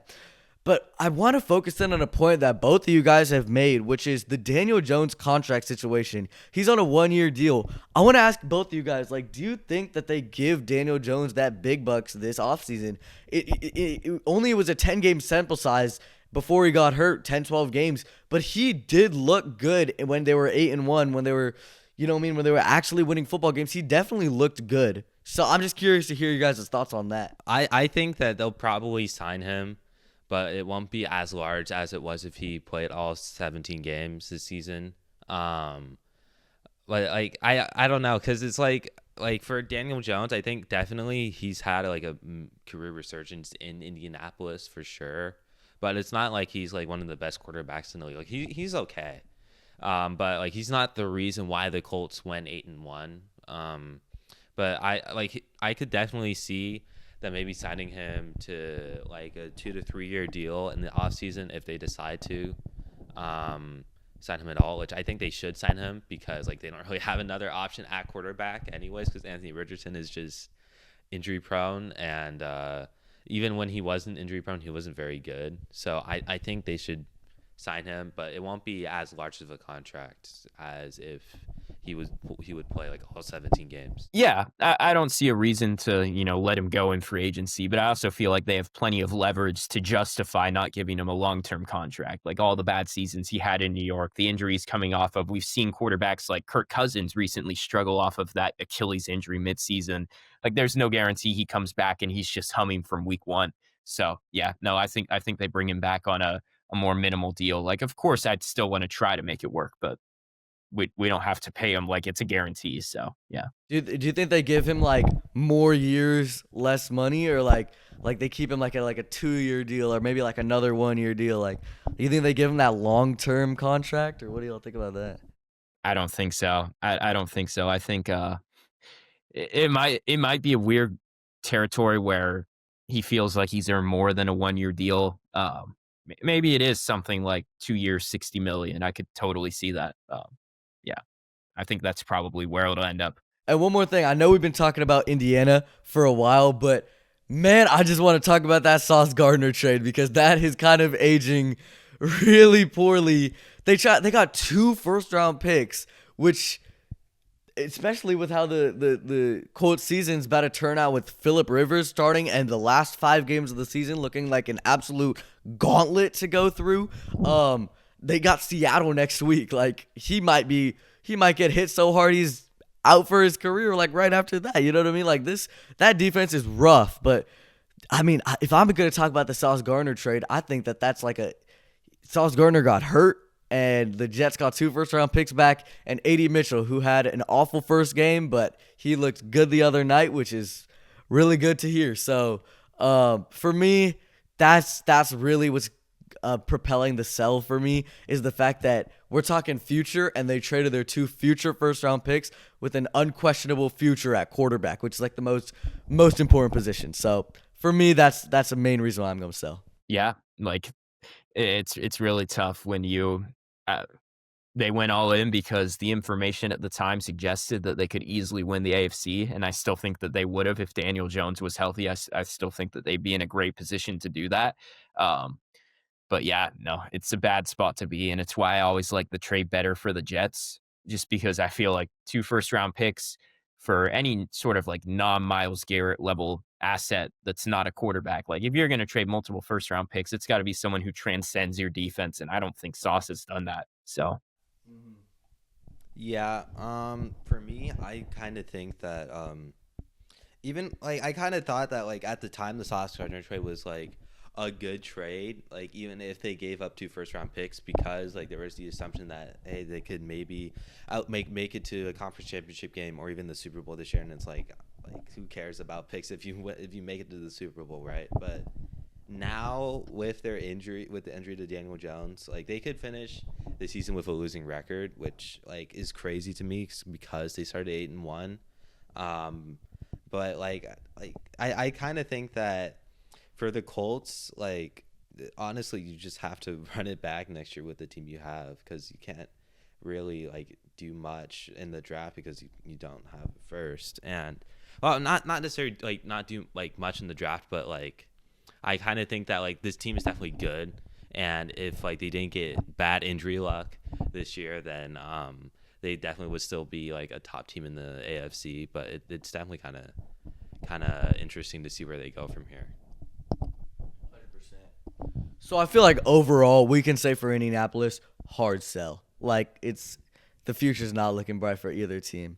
But as we move on to a team that Nico, I'm gonna let you like rant on this if you want to. We're going to Miami with the Dolphins and the Heat, and I'll let you start this one off. But yeah, I don't see any like I don't think there's any argument to do anything other than sell. Like I'm like as a Dolphins fan, I love Devon Achane. I love Jalen Waddle. I think that the defense has improved. The team is playing better football, but I still don't think they're making the playoffs. And I think that as long as Tua Tagovailoa is on the team and we have to deal with that contract, there's just no real way to turn the team back around into a contender just because of how much he's regressed with all of his injuries. It's just a tough place to be. And, I don't know who the next general manager is going to be. Like, there's just a lot of questions with leadership. I would lean towards giving Mike McDaniel another year, but I still have major skepticism with him. And then when you look at the Heat, they're kind of stuck in a similar spot where they don't have like really great cornerstone pieces. Like Bam is a good player, but that's kind of all they really have going for them. They're still going to be one of the lower tier playoff teams in the East every year, even if Eric Spoelstra is a great coach. Like they've got, Pat Riley questionable. So I don't really see a lot of light at the end of the tunnel for either team right now. Like they're gonna have to make some really big moves, and like the piece that can take them to contention isn't there for either team, in my opinion. So that's just how I feel. Yeah, for me, I kind of think that the Dolphins should try to move on from Tua like as soon as possible. He's not very good as a quarterback, and I honestly think that like in terms of like Mike McDaniels, while there are a number of people saying that he should be fired, I don't think he should. I think he's a really good play caller. And like I can see like the Dolphins team, if they get rid of Tua and like actually get an improvement at quarterback, then they could definitely like be a really good team in the AFC. For the Heat, right, like after trading Jimmy Butler, they're kind of like not entering a rebuild, but I think they should. Like they could definitely like trade away Bam potentially and like get like a lot of good assets from him because he's still like a pretty good front court guy. But I'm gonna sell because like the Dolphins is kind of like an unknown. Like we don't really know what they're going to do right now in terms of like Tua, and like while they do have these good offensive pieces and their defense is pretty good, like their quarterback position is the main position of question. And for the Heat, they're just kind of they should enter. They probably will enter a rebuild pretty soon unless they're gonna try to struggle to make the playoffs every year. For me, I mean, I'm going to go sell. I feel like that's kind of pretty obvious. I would talk quickly. Like the Heat, they don't really have like a guy for the future. Like you were talking about, Bam is good. Jaime Jaquez has taken a step up this year, but I don't know if like the blend is like they want to win now, they want to rebuild. Like they got Norman Powell in a trade, right? So they got some older guys, you know what I mean? But then they also have like Jaime Jaquez coming up. They have like I just don't know what the direction is. Like Davion, he's pretty good, but I don't know what the direction is for this Heat team. Eric Spoelstra is still one of the best coaches in the league, so you're always going to be a good team with him as your head coach. But I don't know what the direction is for this Heat team. But if I want to circle in on the Dolphins, I feel like you guys both said a lot of the issues with the roster, but I kind of want to focus in on two of the points that both of you guys actually said, which was Mike McDaniel deserves another season. And Nico, I've been a fan of your content for a while. You've always been saying that the GM and the head coach should be fired together, right? And they already fired their GM. So I'm interested to hear why you guys think that Mike McDaniel deserves another year around. Because Cole, you said that he's a really good play caller, but at the same time, like there's such an obvious culture issue in Miami, and I don't think that Mike McDaniel is bringing that like energy that like a Dan Campbell brings. That like, I mean, of course he's not going to bring that, but like I saw with Ben Johnson, nobody knew he had that good, better, best like energy in him before we actually saw him in Chicago. So I'm interested to hear why you guys think Mike McDaniel should stay. I'll go first. So I think that for Mike McDaniel, I think the reason he should stay is because I think like it comes down to like I think he is a good play caller. Like while the like culture in Miami is definitely questionable, he is definitely like one of the better offensive play callers in the league. And also like I don't really know who they would replace him with right now. Like the coaching free agency pool next year is likely going to be mainly Kevin Stefanski, who I think if he does become available, I think the Dolphins should probably take him. But other than that, I don't really know who else they can get really, because like Robert Saleh may become available, but I don't really know if he's going to leave San Francisco again to become a head coach of an AFC East team. But like I just don't really know what the Dolphins should do, like in turn, because it's like if you look at like the results of like the Mike McDaniel era, like you should probably consider moving on from him. But at the same time, like I think Mike McDaniel is a very good coach at the NFL level, and definitely like offensively, and like like, I mean, if they get Kevin Stefanski, I think that would definitely be an upgrade. But there are also going to be a lot of teams that are looking, if he is available, to pick him up as well. So it's not a given that the Dolphins will get him. Yeah, and you definitely make a good point. Like, I am a big believer that, if the general manager gets fired, it's pretty likely that the head coach also played a part in their roster that they built not having enough success. And I think that ideally you do like to refresh, which is why I'm by no means giving an adamant take that they need to keep Mike McDaniel. I'm kind of in wait and see mode. Like, you also need to see, like, does Kevin Stefanski hit the open market? Who might get fired? How do these coordinators finish out the season? I don't really have a distinct. That's my thing, is like, Mike McDaniel has shown enough to me where I wouldn't advocate to fire him until I see the clear opportunity to replace him with a better coach. And yeah, that's kind of where I'm at. I don't really have a strong take on it because of how I've previously felt about, and I do think that Mike McDaniel played a part in giving Tua that contract and how this roster was built and all of its flaws. So there's a part of me that wants to give him another chance, but there's also a part of me that feels like you got to hold him accountable. So it's something that I'm just kind of waiting and seeing, because it's gonna be easier to give a take on this in like a month. So I don't want to just like force something right now. Yeah. Hey, but y'all want culture? How about that boy John Gruden? I'm joking. That's true. That's true. Yeah, but I feel like we could say overall it's a sell for Miami. We don't know what the future is going to look like, but as we move on to a team that we also, basketball-wise, we don't know what the future is going to look like. We're going to go to the Milwaukee, Wisconsin area with the Packers and the Bucks. I'll start us off with this one. The Packers, I mean, they sometimes look like the best team in the NFL, and they sometimes look like, what was that? You know what I mean? Like, we saw them against the Bears the other night. Jordan Love played beautiful. Like, some of the throws that he makes, like, off of his back foot, which is crazy to me, are just amazing throws. And Micah Parsons, their defense, especially amazing. They don't really have like a clear-cut number one receiver, but that doesn't matter when you have like 8 wide receiver twos that are amazing. You know what I mean? Josh Jacobs, great player. Matt LaFleur, sometimes he sold them in games, and I was seeing a lot of like fire Matt LaFleur sometimes in like October-ish, but he's still a really good coach. And if we go on to the Bucks, yeah, fine, Giannis might get traded. But if we're going with the intent that he won't be, this is a top 5 NFL, NBA player right now, top 3 in MVP voting right now, maybe top 20 player that we've ever seen in the game. When you have him on your team, your future is automatically going to be bright, in my opinion. And yeah, they haven't done the best job of building around him. I think that Kyle Kuzma, Chris Middleton trade was awful, especially when you take into account that they moved off of AJ Johnson. But I also think that Ryan Rollins has taken a big step up this year to kind of replace that Damian Lillard role. Talking about Damian Lillard, fine. I think it's weird that they're paying Damian Lillard just for him not to be on that team because they cut him. But also, Miles Turner has looked pretty good next to Giannis. He hasn't looked like the Damian Lillard replacement piece. I mean, of course he's not going to be because he's a center, but you know what I mean? Like, he hasn't extrapolated the value that they got out of Damian Lillard. But if we're going with Giannis is still on this team, like your ceiling is automatically going to be bright and your future is automatically going to be bright. But after all that, I'm going to hold on them as the city of Milwaukee in general, Wisconsin.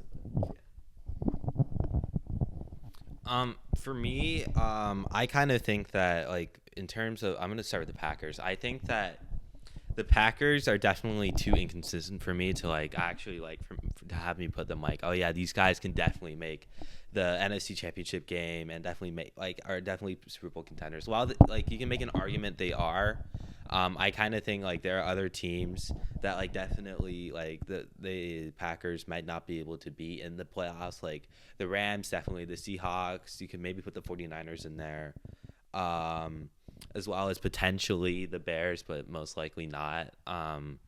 But like I don't know, like and then with the Bucks, I think they move off of Giannis this season for sure.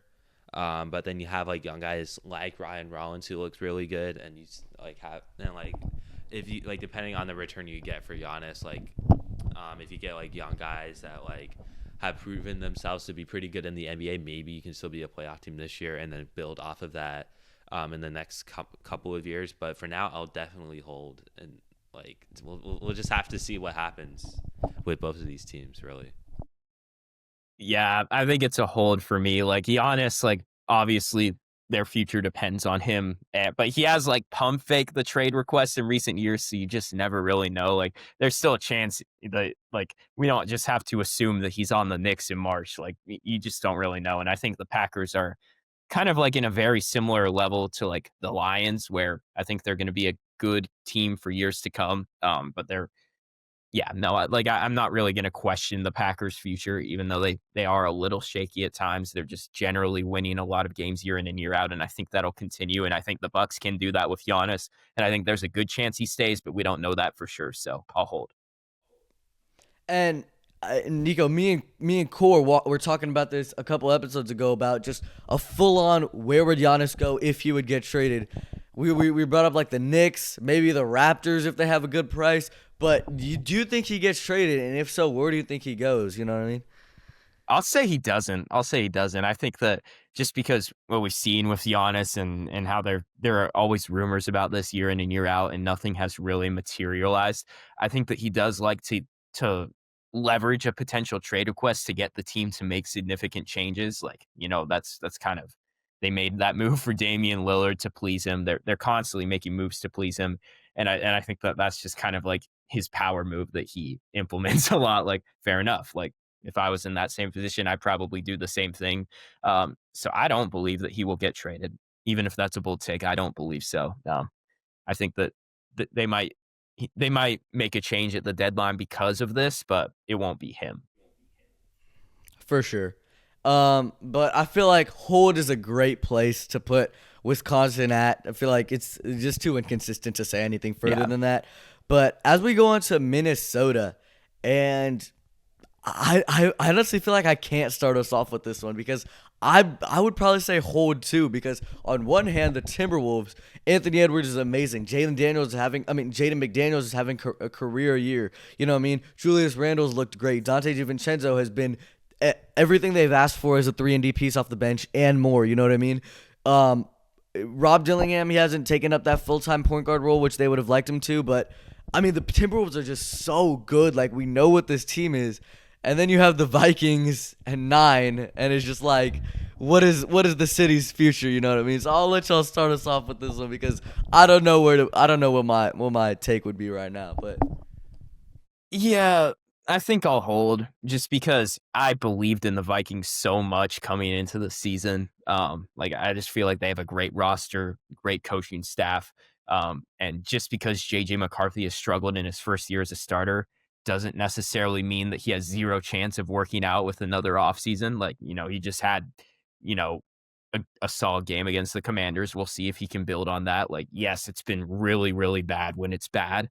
But I also just do believe that Kevin O'Connell could develop him properly if you give him more time. So I don't want to completely give up on what the Vikings are building.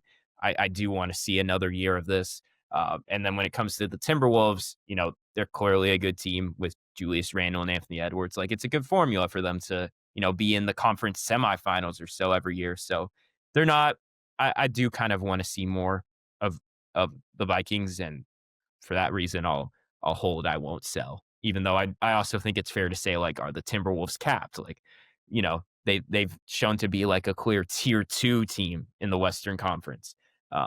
So I do have questions there. I can't buy it. Yeah, for me, honestly, it kind of depends on like how, like for the Vikings, how the offseason goes, and for the Timberwolves, what they do at the trade deadline, because I can definitely see a future where the Timberwolves trade for point guard at the trade deadline, like, because honestly, I kind of think that is the main thing that they are missing right now. And while they have made 2 Western Conference Finals like in a row, the conference finals they've had have not been very good because they got Dallas like dismantled them in 5 games, and OKC did the same pretty much. And for the Vikings, honestly, it kind of depends if they have faith in JJ McCarthy or not. Because if they do and they give him another offseason to potentially improve, then I think, like you said, I think he could definitely. But if guys like Justin Jefferson like start asking out, then they're probably going to blow it up, and it's just not going to be a couple fun years for Vikings fans. So I'll probably hold as well. But I definitely could buy. I'll hesitantly buy because I think that if the deadline for the Timberwolves goes well enough and the offseason goes well enough for the Vikings, that their futures can definitely be very bright. I don't know. I don't think Giannis is the type of player to request out. Like what we've seen from him, like, are we sure that this is like the last straw? Like they haven't done well around him, like managemental wise, and he hasn't complained at all, which he probably should. But yeah, I mean, you guys have convinced me. I feel like I'll definitely hold on this. Like you made a really interesting point, Nico, about like, are we sure that the Timberwolves are in a position where they can like go a run for their money with like OKC and maybe even damn near like Houston now at this point, or Denver? Like, are we sure that they're on that level? Which is a fair point because we saw them in the Western Conference Finals the past 2 years just get smoked, like 5 games out, you know what I mean? So there's definitely a cap to this Timberwolves team, but when you have Anthony Edwards on your team, you're always going to have a great future. When you have Justin Jefferson on your team, you're always going to have a great future. So I'm actually going to go with Cole on this one. I'll hesitantly buy on them because I feel like if you have these like superstar level talents on your team, you can never have like an awful future. But that's my opinion. But as we go on next to New Orleans, and I have a really hot take for this one, so I'll let y'all start off with this one, but I'll let you start it off with Nico. But I have a really hot take for this one. Yeah, I mean, I will say, like, it's fair to say that both teams added some good pieces in the recent draft. Like, I think I was always a believer that Tyler Shuck was getting a little disrespected in the draft. I think people were so set on the Saints taking Shedeur that they got so upset and kind of underrated why Tyler Shuck got drafted so high. And now we're seeing him stack quality starts. And, Kelvin Banks has also been a great tackle. And, I think with the Pelicans, people question that draft trade that they made, but Derek Queen does look great. So I do have like certainly questions about both franchises, and they're just really bad teams right now. I think I'm kind of at like, I would sell, but it's not a super easy sell because there is stuff to like. They do have encouraging pieces, but I just feel like with how bad the teams are right now, I can't really go any higher than sell. I don't think I can. Mm-hmm. And see, for me, that's kind of exactly what I was hoping you'd say, because I'm going to go the exact opposite. I am buying so hard into New Orleans right now, and I know, like, everyone watching and probably YouTube are thinking, like, what is this guy thinking right now? But if we're going to start with the Saints, like you were saying, you were a really big fan of Tyler Shuck coming out of Louisville. You thought he was like the best win-now quarterback in that draft, and I believe so too. He hasn't been like really good. I mean, he has been good, but like he's shown superstar level traits at points in games this season. He didn't start the first half of the season, but he has definitely shown flashes in games where it's like, whoa, that's like something that I see like Pat Mahomes doing, you know what I mean? Like he has definitely shown these superstar level traits that he can definitely turn into their franchise quarterback, and I definitely see a reality where Tyler Shuck turns into their franchise quarterback. You were talking about Kelvin Banks. I think that's a great idea to start off their rebuild with a new coaching staff, new everything, to start off in the trenches. I think that's a great idea, and it's paid off 100%. Kellen Moore, right? This guy came from a Super Bowl winning offensive coordinator with the Eagles, and now look how the Eagles are doing without him. I mean, I'm not saying he's like the sole credit for that. Jalen Hurts has not been the best this year, but he is definitely a brilliant offensive mind who I trust with this team's future. And then we go over to the Pelicans, and I know you guys are thinking like, whoa, they traded their first-round pick, and Atlanta gets that first-round pick. Atlanta could get A.J. DeBansta, right? Cool, that's probably what you're thinking in your head right now. But you know what? I'm calling it the Derek Queen trade because this dude is an absolute dog. Like, I'm telling you, he is amazing. The way he can move, he's a bigger guy, but he moves so fluidly. He passes great. He can shoot the ball well. Like, if Derek Queen was in next year's draft, I could easily see him as a top 5 draft pick, which is not ridiculous to say whatsoever. Fine, maybe Atlanta gets A.J. DeBansta, but if you're really confident in that pairing of Jeremiah Fears and and Derek Queen, and I'm not going to say if Zion's healthy because we've been saying that for the past like 20 years at this point, but I can definitely see the Pelicans and the Saints having really bright futures. I'm going by. Hot take, I'm going by. I think I'll hold because, like you said, the Saints definitely have a lot of young pieces, and while they're not really good right now, I could definitely see them being good in the future. But for the Pelicans, while like Derek Queen has been very good this season, and last season it was Yves Missy who was pretty good, good for them. I just don't know like what they do with Zion, because like on one hand, like when he like what was I saying, like when he is healthy, he is like a very, very, very good player on the basketball court, and he has helped the Pelicans do very well at some points. But at the same time, he is not healthy a lot, and I think that he could they could definitely trade him and get like not an amazing return, but I think a pretty decent return, and that could help them in their rebuild. But I think for now I'll hold because I just don't really know what the Pelicans are going to do with Zion yet. I was just going to say, like, I think with the Pelicans specifically, I'm really concerned about their leadership because they just fired Willie Green. And I think that Joe Dumars has just done a really bad job managing their draft capital, and they're going to need to hit on more picks to succeed, even though Derek Queen is playing well. Like, I just don't like the pieces like Zion and Jordan Poole there. I don't think that this team is really going to come together unless they make significant changes, and I don't trust Joe Dumars to do that.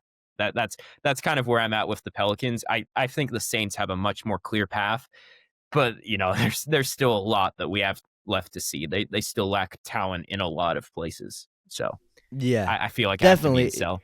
definitely. Joe Dumars has definitely highly mismanaged this team. And Cole, you were talking about Zion. I feel like his trade value is the lowest that it has ever been, and it's going to continue to get lower. So I just don't think that you can get much for him. I don't even think it's worth trading him at this point. Like, yes, he has making a lot of money, but when his contract's up, you can just keep him around.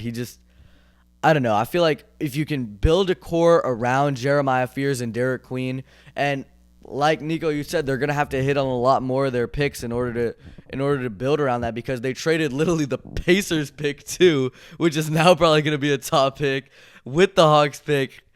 So, but I'm still buying. Like, I really, really like Derek Queen. I cannot express to you how much I do. And Jeremiah Fears, I literally met him at Summer League. Like, this dude is a great dude, and he's a great player too. So I'm buying. It's crazy how I say buy, you say hold, you say sell. So I don't even know where we're gonna meet with this, but I guess that's our takes on New Orleans. As we can move on to Philadelphia with the Eagles and the Sixers. Cool. How about you start us off with this one?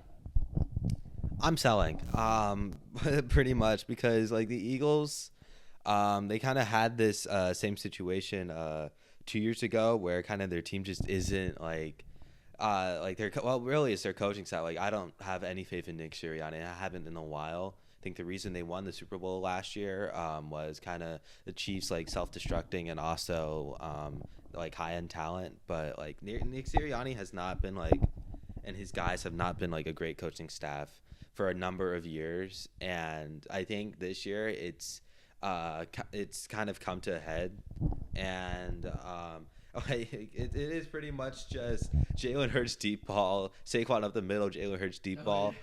Like it is pretty much that, and it's not working. And their defense isn't good enough anymore to bail them out, and their offensive line isn't good enough anymore to bail them out. And I think I really hope that Nick Sirianni gets fired, because he's just a really bad coach, and his coaching staff is really bad too.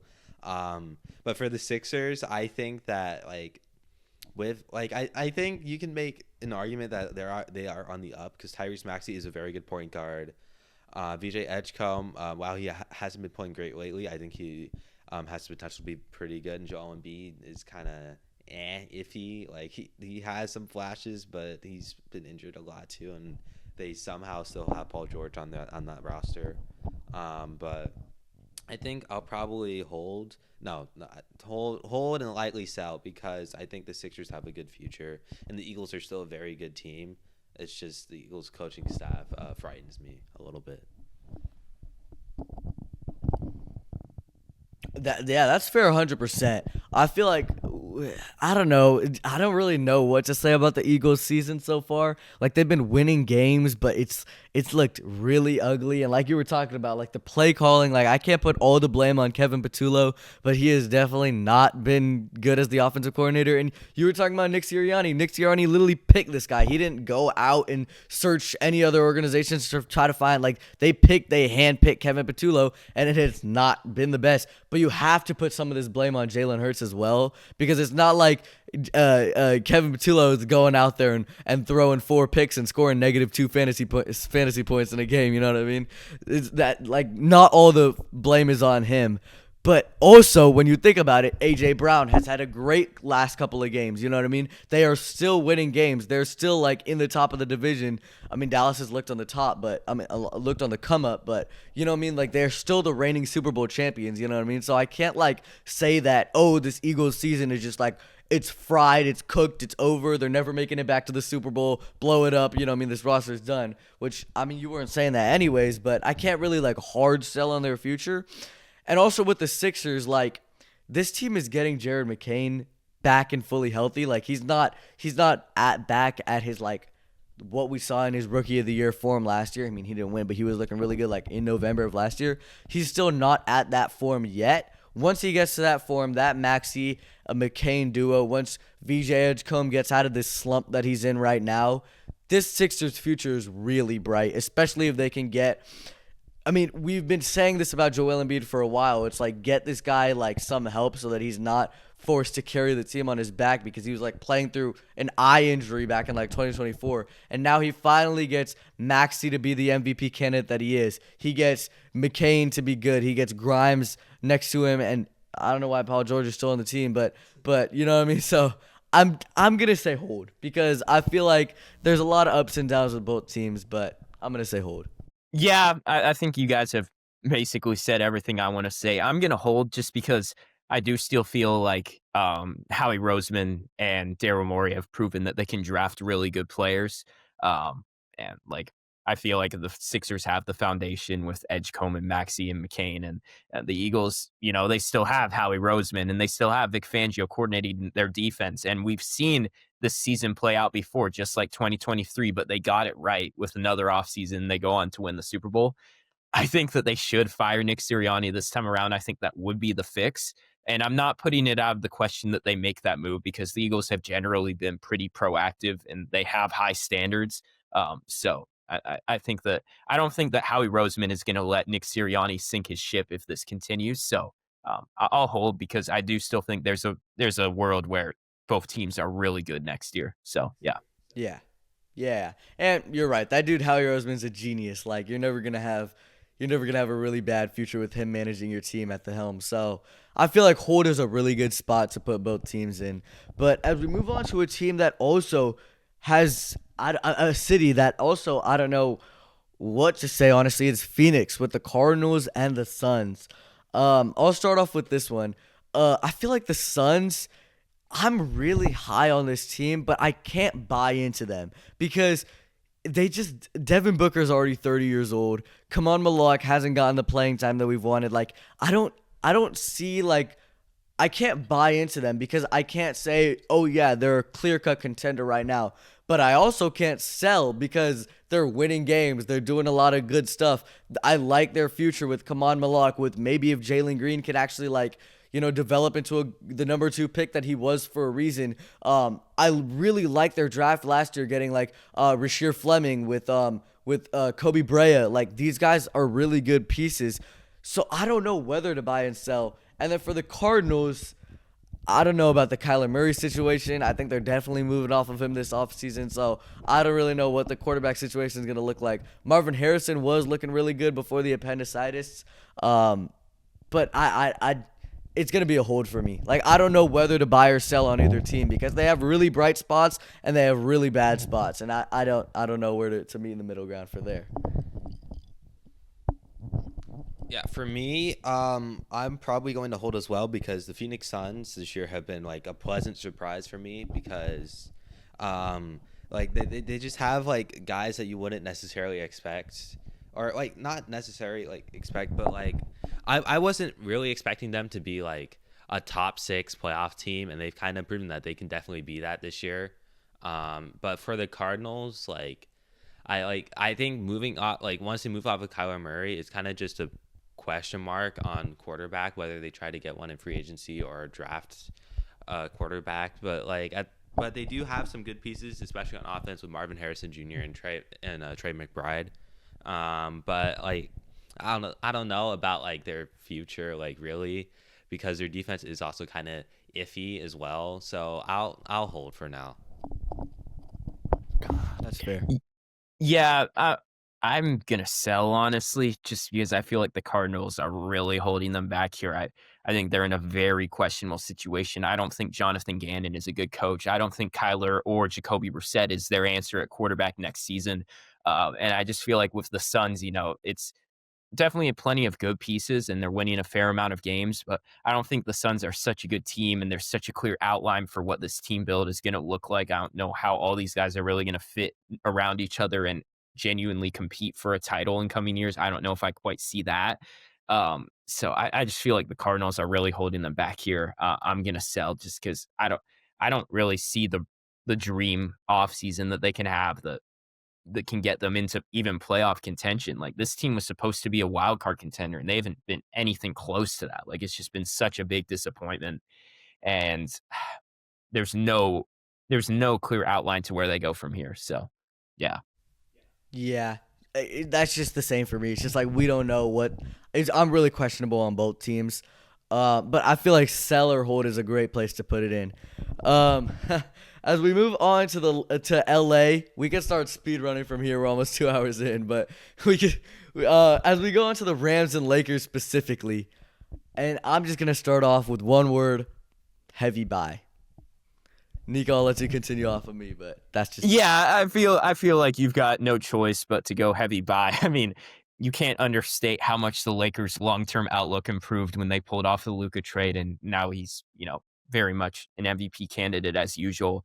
And the Rams are not only, in my opinion, the Super Bowl favorite, but they have tons of young talent. Like, I really do think that they're in a great position, as good of a position as you can be to be fine once Matthew Stafford retires. They have multiple first-round picks this year to get a young quarterback in there. Like, the Rams are in an amazing situation, and they would be my prediction to win the Super Bowl right now. And the Lakers are in a great situation because when you have Luka, you're going to compete for titles in the future, even though LeBron has unfortunately definitely fallen off like as much as ever this year. So, but you got to buy. You got to buy. No shade to LeBron.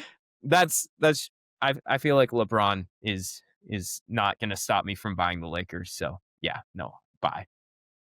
For me, I'll also buy. Like even with LeBron like having like his eventual decline, I kind of think that like Austin Reeves is definitely very good for them this year. He's definitely taking like a giant step up, and DeAndre Ayton's kind of like their Derek Lively, where it's like he's playing with Luka and he's just like a lot better this year than he was with the Blazers. And you could argue like he's kind of like maybe when he was playing with Devin Booker on the Suns. But yeah, the Lakers are definitely like going to be a perennial like top 4 team in the Western Conference for years to come with Luka and Austin Reeves, and like their team is pretty young still. And for the Rams, they are definitely a Super Bowl contender this year. Matthew Stafford is playing MVP football right now. Devontae Adams is having a resurgence right now. Their defense is very good. They still have a lot of young guys, and like you said, like a lot of draft capital as well that they can use. So I'll definitely buy on the Lakers and the Rams. I mean, I feel like you guys have said it all. Nico, I agree with you 100%. The Rams are literally the clear-cut only Super Bowl favorite right now. They're elite on both offense and defense. Like, there's not much to say about them. And also the Lakers, they have the best young player in the NBA. Bronny James, you know what I mean? So, but no, the Luka trade has been exceptional for them. LeBron, fine, he had one under 10-point game. I still think he's elite, and we're definitely seeing the Luka effect with how Austin Reeves and DeAndre Ayton are playing with the gravity that Luka gets. How open they've been able to get, it's just amazing to me. And also, there's one more thing that I want to point out is that the Rams have the Falcons' first-round pick, which is something. Because that pick is definitely going to be in the top 10, top maybe even top 5 if the Falcons lose out or something like that. But they could potentially get that Matthew Stafford replacement now in this draft, like a Mendoza, and boom, their future is now the best future in the NFL. So I'm heavy buying on both teams. Both teams could be championship favorites this year, and they could like have a great future for years to come. So I feel like heavy buys is a great place to put this. But as we go over to the other Los Angeles teams, the 2 Cs, the Chargers and the Clippers, Nico, I'm excited to hear you start us out with this one because I'm uncertain on both teams too. So I listen, the Chargers, I think it's perfectly fine to say that individually you would buy the Chargers because they have Justin Herbert and they've generally drafted pretty well in recent years. And Jim Harbaugh has proven to be a good coach. But I feel like the Clippers are just like, is there a team in a worse position right now than the Clippers? It's a horrible situation. They don't have any young talent. Their culture is awful. They just ran Chris Paul out of his retirement tour. Really, honestly, disgraceful. They actually make me mad to think about. I'm really passionate about how bad of a position the Clippers are in. They might let the Thunder get an amazing young player. It really upsets me, and they're one of the worst teams in the league this year. And I just don't feel like the Chargers are in this amazing spot. They're still a flawed team. They're not going to make any sort of run at the AFC title, in my opinion. They might make it to the playoffs, but it's going to catch up to them how horrible their offensive line is. And they will get their tackles back next year, but they still really need to improve that interior offensive line this offseason. So yeah, no, I don't think that the Chargers are in such an amazing spot that it downplays that the Clippers are literally the worst organization we're going to talk about all day. So I think. Yeah. I'm going to sell because this year I'm going to start with the Chargers. I think while Justin Herbert is definitely a top 10 quarterback in the NFL right now, I kind of have especially this season, I just don't think they can really compete with top teams in the AFC right now. It's kind of like when they had Philip Rivers a couple years ago, and while they played well, they're not the best team in the AFC really, or really a top 5 team in the AFC really. And I think that they might win a wild card game in the playoffs, but they're not. I don't think they're going to get past the divisional round really, which has kind of been their ceiling for the last few years when they've made the playoffs. But for the Clippers, I don't know where they go from here really. They definitely can get some value if they decide to trade James Harden, because he has been the only bright spot on the Clippers this year, because he is the only reason why the Thunder will not get the first round pick or the first overall pick if he is on the team at the end of the season. But their roster construction really, it like you said, it's just no young guys, and their defense also isn't very good. And I think you can't, you're getting closer and closer to where you can't really turn it around. And I think that while they aren't in the position to rebuild it because they don't have their own first round picks for quite a few years, I think they definitely should look into that. So I'm going to sell on the Chargers and the Clippers. I mean, I feel like you guys have made all the great points. I'm going to highlight, for the Chargers, I'm going to highlight that Jaguars game where Justin Herbert just looked awful. And I feel like once they upgrade that offensive line, like Nico, you were talking about, they're going to get Rashad Slater and Joe Alt back, which that definitely brings up their future. But yeah, they need to work on that interior offensive line. But we've been laying it to the Clippers this entire segment, and I just want to lay it more. That came off wrong, but wow, do they even have a guy that they can build around for their future? I'm genuinely wondering. They used their first round pick on Yannick Coden Niederhauser, which is I don't know what this Clippers team future is looking like. And then boom, this year, oh yeah, they're gonna be bad. They're gonna get AJ. It's gonna be great. Oh my bad. We traded it for Paul George back in 2019, 7 years ago, and we still paying the repercussions off of that. And then it's just like, at this point, it's just like, James Harden, please save us, James Harden. Like, that's like the story of the NBA season this year. It's just how much can James Harden save the NBA season? And it has not looked good so far. So I'm gonna do a heavy sell. I don't like either team's future. Yeah, the Chargers, you can make an argument, but I don't see them as AFC contenders in the years to come. Like Cole was saying, I don't see them making it past the divisional round. When you look at all the teams in the AFC, like Houston, New England, Denver, like I don't see them beating any past them. And Kansas City's gonna get better. And we've seen playoff Justin Herbert, and it has not looked the best. So I'm selling. I think it's an easy sell. Yeah, but as we go over to New York. New York specifically with the Giants and the Knicks. And I'm going to buy. I'm going to start us off with this one. I'm going to buy. If we're going to highlight the Knicks, Jalen Brunson is amazing. Karl Anthony Towns has been having an amazing year this year. And I really want to highlight OG Anunoby and Mikal Bridges because they have fit into Mike Brown's system exceptionally, right? Mike Brown has always been like a defensive. He wasn't a defensive coach in Sacramento, which that's all I got to say. But he is definitely like Mikal Bridges and OG Anunoby have fit into Mike Brown's system. They've been playing a lot of minutes. They've been playing good minutes, and they just feel like the perfect players for their coach. And also, a really big like difference that I've seen this year from last year is how much they're using their bench. Deuce McBride, Jordan Clarkson, all these guys are getting real run, which Tom Thibodeau never did, and it's really paying off for the Knicks. They're doing really well in a year with a wide open Eastern Conference. They can definitely make a finals run, maybe, and they just have a really bright future. And if we're going to the Giants, next year, they're going to have Cam Scatterbo fully healthy. They're going to have Neighbors fully healthy. Jackson Dart.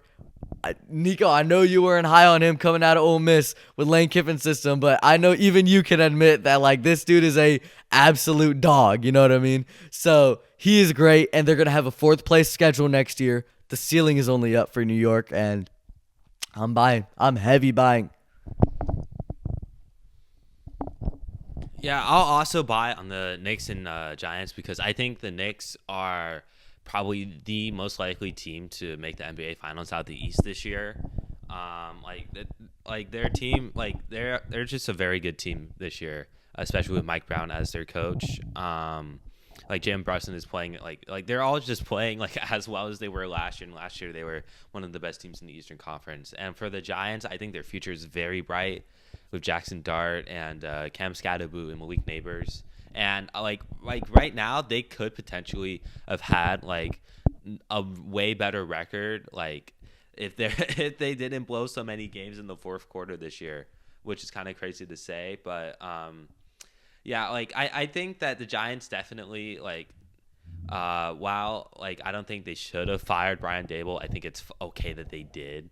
But I think that definitely their future is very bright, so I'm going to buy. Yeah. I feel like this is the perfect combo of a clear contender and a team with a clearly promising future that could really turn things around and win way more games next season with their schedule and their quarterback. And I will 100% take my L on Jackson Dart. I'm very encouraged by what I've seen from him as a rookie. I'm very surprised, but I'm glad to be on this side now. Like Jackson Dart can definitely play. And I feel like their offense has plenty of good pieces. They need to figure out the defense, but I just feel like if they can make the right head coaching hire, it could be very much like the Patriots, where 4th place schedule, rookie quarterback who played better than they should have. You get them that next head coach, you upgrade the talent a little bit, and I could easily see this coming together for the Giants, and the Knicks are right there. You know, they don't even have to worry about the Pacers, so it's a buy for me.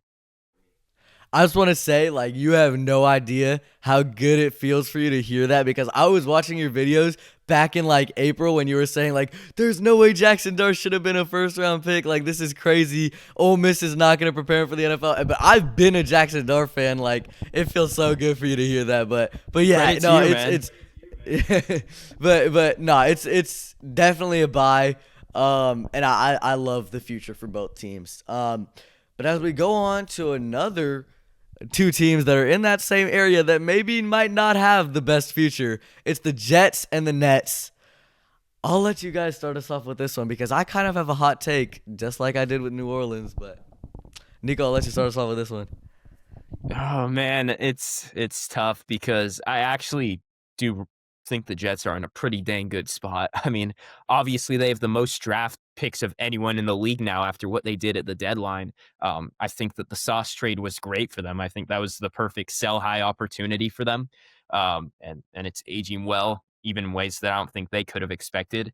And I still think even though Quentin Williams is a great player, they got a great deal for him. I think a first and a second is pretty wild. Um, so yeah, no, I do think that Aaron Glenn is also a hire that I believed in, and he's shown clear improvement throughout the season. He's kind of settling into his role, and they don't have that they're starting to show more from like the receivers they got at the deadline and AD Mitchell and John Mechie. I feel like there's something there. And they have a good offensive line, and that's very important. So I will buy the Jets, but the Nets are just in such a bad spot. It's like it's I think I have to sell overall just because the Nets just had one of the worst drafts in like a really long time. Oh They're a yeah, really bad yeah. team. They don't have any sort of great piece to build around. Uh, I just don't know. Like I think there's a clear route for the Jets to turn it around, but I don't see the path for the Nets. And I think when you've got two bad teams, and it's kind of like New Orleans, it really is. Like I believe in the Saints and I believe in the Jets to an extent, but I really don't like where the Nets and the Pelicans are. I don't see the clear route for them to win more games, and they have awful records right now. So that's just where I'm at. Um, I'm gonna I'm sell. gonna be honest. Oh, sorry. I'm gonna be honest. I thought that you were actually gonna sell the Jets, and it was gonna make like my what I say. I'm buying on the Jets. Like I love their future. Like I thought that was gonna be like much bigger, but every single point that you made, I 100% agree with. And the draft capital that they got back from both the Sauce and Quinn trades, like that was just beautiful. If they can find a way to get Fernando Mendoza, which I would just love him on the Jets, I feel like he's just like I have like my own personal criteria for how I decide my like how what I want teams to draft like based on the city. And I just feel like Fernando Mendoza would be so cool in like a New York market. I don't know why, but I just feel like that would be cool. But he is an exceptional quarterback. If they can get their quarterback of the future in this draft, and they have the Colts picks, and they have the Cowboys picks for the next couple of years, like this future is really bright. Um, but I want to kind of play devil's advocate for the Nets because yes, their draft was awful. Yegor Devin at the 8th overall pick, he is not going to be your franchise player. But like Drake Powell has shown some flashes. They still have a boatload of capital from the Mikal Bridges trade that they can use in the coming years. You know what I mean? And Jordy Fernandez, I really want to highlight him. He is their head coach, and when he was an assistant coach in Sacramento, he was doing exceptional. So I'm a strong believer that it all starts with the coaching staff, and if your coaching staff isn't good, then your team isn't going to be good. And that's definitely one thing that the Nets have down is their coach. I love Jordy Fernandez. He's a great coach, and if they have him, I'm kind of excited to see their future. So I'm buying on both of them. If I'm going to be honest, I'm buying on both. For me, I'll probably buy on both as well. For the Jets, like you guys have said, like their future's really good. They have a lot of draft capital, and they've gotten some pretty good young guys as well at the deadline. But for the Nets, like I think that even like with like how bad their draft was this year, they still do have quite a few draft picks from like the Cam Johnson trade and Mikal Bridges trade that they can definitely use. And also, I think that like if they decide to move Nick Claxton and Cam Thomas at the deadline this year, that they can get a lot of draft capital for them as well, which could like potentially benefit them even more in a rebuild. Um, but I do think that Jordy Fernandez is their coach of the future, and he's going to help elevate that Nets team once they do get good players on the team. So I'm going to buy for both.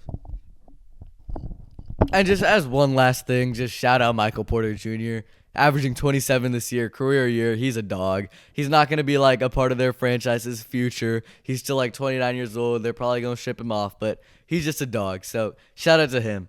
As we move on to Golden State, or not like Golden State, but San Francisco area with the Niners and the Warriors. And Cole, I'm going to let you start us off with this one because you are a Niners fan. And I'm interested to see because it's a lot of highs and lows. Me personally, I'm selling, but I'll let you start us off.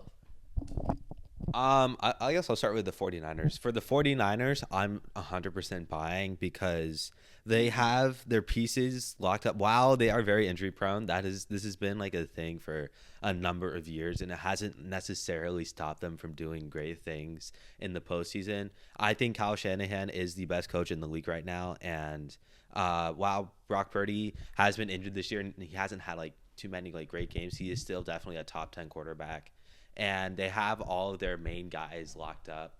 While Trent Williams is getting older and he might retire in a couple of years, he is still a very good offensive linesman, and their O-line in general this year is pretty good.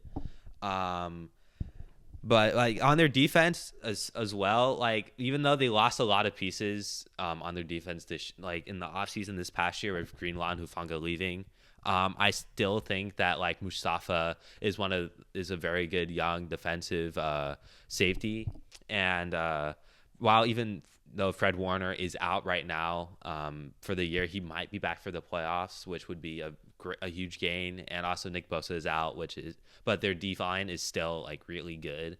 And their defense in general has been like above expectations this entire year, really, especially after Bosa got injured, and they've been able to keep the 49ers in games that they've been able to win, especially with CMC being like fully healthy so far this year, even though now I know he's questionable for tomorrow's game. But I still think that the 49ers definitely have a bright future, and I'm buying on them. But for the Warriors, I don't know, because while you have Steph, who is like a top 10 player in the league still, he definitely isn't going to be able to keep this up forever. And it is kind of just him right now on the Warriors. Like Jimmy Butler, he's been good, and so has Draymond Green. He's been fine. Podziemski has gotten a little better this year, I would say. But they don't really have like this front court presence. While like Kuminga, he's fine. They definitely do need a center. I think that is the main piece that they are lacking, and I just don't really think that they are true championship contender still. And eventually it is going to, like with all the old guys they have, it is going to come crashing down. They are going to have to enter a rebuild. So I think I'll slightly buy on San Francisco sports for now. This is probably going to be my least confident buy, but I will buy just because I feel like both organizations have great coaches, and they've consistently shown that they can, compete in the playoffs. And I feel like the Warriors, the team has definitely gotten worse and worse around Steph, but when you have Steph, you have a chance. He's kind of like the Mahomes of the NBA in that sense, where Mahomes' roster has gotten worse and worse around him. But when you have Mahomes, you've got a chance. And I still think they'll make the playoffs. And, if the Niners, they're definitely benefiting from their schedule. Like we haven't really seen them get a big win since they went into LA and won, which was obviously really impressive. But the injury luck has just been bad. And at a certain point, I wonder, like, are they ever going to have good injury luck? Like, is this a training staff problem? Like, that's a legitimate question for me at this point, because it's crazy how year after year, like 2023 was the only year where they had decent injury luck. But yeah, no, I think the Niners are a good team. They've shown that this year. They've actually beat a lot of their competition commandingly. Robert Saleh is great. I wonder if he leaves this offseason. It seems like he might, but for now, Kyle Shanahan is great. I think he learned from some of his past defensive coordinator mistakes. And I feel like both organizations should be able to compete for the next 1 to 3 years. So I'm going to buy. For sure. I mean, all the points that both of you guys have made are really good, but I'm going to go the exact opposite. I'm going to keep it short and sweet. I'm selling. I don't trust the 49ers. They already had to let go of a lot of players because of Brock Purdy's contract. They couldn't pay a lot of guys, a lot of key pieces that were part of their 2023 Super Bowl run, and it's only going to get worse from here. You know what I mean? The injury luck, I can't like confidently say that this is the year the 49ers are healthy. This is the year the 49ers are healthy. This is the year the 49ers are healthy, especially because they had the easiest schedule in the league this year, and they've still they have a really good record, but I don't trust them in the playoffs this year. I think that once they face an actual good team that isn't a part of their little cakewalk schedule, as we saw with them against the Rams where they lost by like 20 points, then it's not going to look good on them. And then I want to go to the Warriors. you're not gonna have a good future when Brandon Podjemski's your franchise player for the future. Like Steph Curry, yeah, he's getting older. Jimmy Butler's definitely getting older, but Kuminga started the year hot. Podjemski is just not that guy. Kuminga's not that guy, and I don't really know what this Warriors like, because they're trying to win now until Steph Curry retires, until Jimmy Butler retires. So it's not like that they're going to get a high draft pick in order to get a guy that they can build around for immediately after when Steph Curry leaves or retires. So I don't know the spot that they're in, because they're always going to be stuck getting like the 21st, 22nd, 23rd pick, because they're going to be a playoff team, because they are a good team. Like you said, they're always going to have a chance with Steph Curry on that roster, but that doesn't allow them to get a really good player with the top draft pick, which is why that I'm selling on both teams. I don't trust either one. But I definitely, you guys made valid points by buying. The next couple of teams, or the next teams that we're going to focus on, are not like in the same area, but they are, or not like the same city, but they're like same area geographically, and most fans of one are fans of the other. But I want to highlight four in particular that we're going to go over, starting off with two teams that have been juggernauts in their leagues respectively. I want to go to Oklahoma City and Kansas City with the Thunder and the Chiefs. And Nico, I'll let you start us off with this one, because it's like a lot of highs and lows. So. Yeah, I think you've got to buy. I think you have to. I think with the Thunder, they could have the best record ever. They're in the best position any NBA franchise has ever been. Like you can't like over exaggerate how good of a spot they're in and how good they are right now. And with the Chiefs, definitely not winning the Super Bowl this year. I don't think they're winning the AFC. I don't think they're making the playoffs. It could happen. Like, it's actually a more feasible scenario than you would think, despite all of the losses they've had recently. But I feel like with an off season, they can get it right if they can, just reform. Like, they need more talent on the defense. They need more. They need to maybe move on from Travis Kelce. Like, I feel like there's going to be another rendition of this team around Mahomes, and I think it's going to be better. I feel like it's a down year for the Chiefs, but as we see in the NFL, teams bounce back from down years all the time, and it might just give them a really favorable schedule next time around. And, I feel like you've got to buy. Just all things considered, the Thunder make it an automatic buy. Yeah. That's what I was going to say, too. It's just like, this is going to be a buy for me, too. It's like you were talking about with the Thunder. Like, this is one of the greatest teams I've ever seen in my entire life. They're on pace for 80 wins.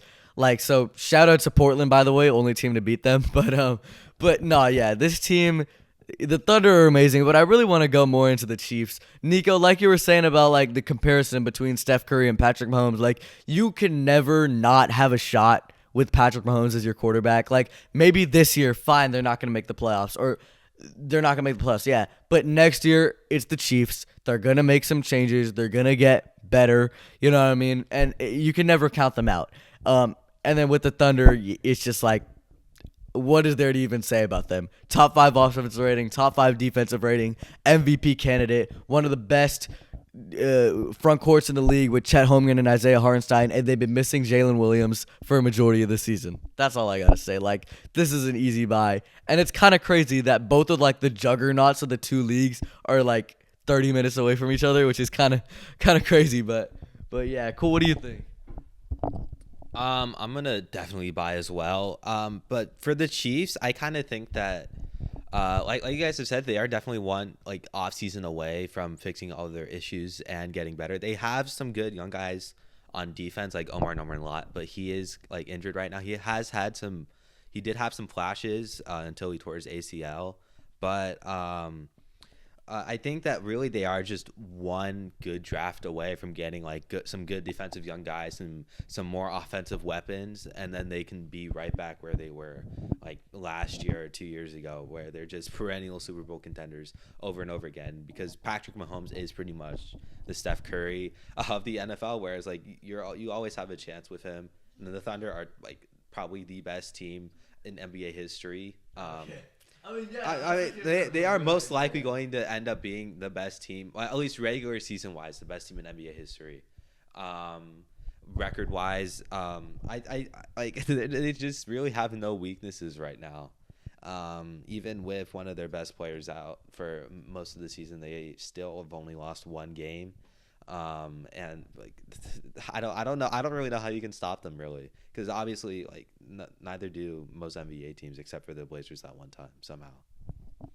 Yeah, I mean, yeah, this is the easy buy. You got both juggernauts with amazing organizations, amazing coaching staffs. Mark Daigneault and Andy Reid are both geniuses, so that's an easy buy. Despite the Chiefs having a down year, it's an easy buy for me. And I want to go over to a team or to a city that a lot of people have had questions about both teams. Their NFL team is currently in the playoff picture right now. We're going over to Charlotte, North Carolina with the Hornets and the Panthers. And, I mean, Nico, you seem really passionate about this one, so I'll let you start us off with this one. I'm gonna buy. I think the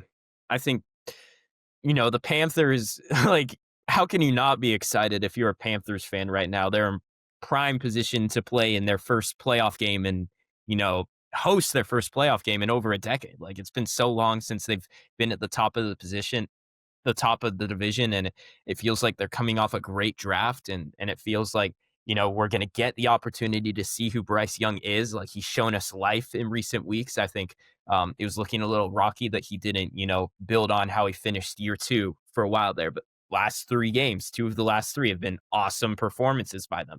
They've beaten some really awesome teams. They look like a team that you wouldn't want to face in the playoffs with their defense and run game.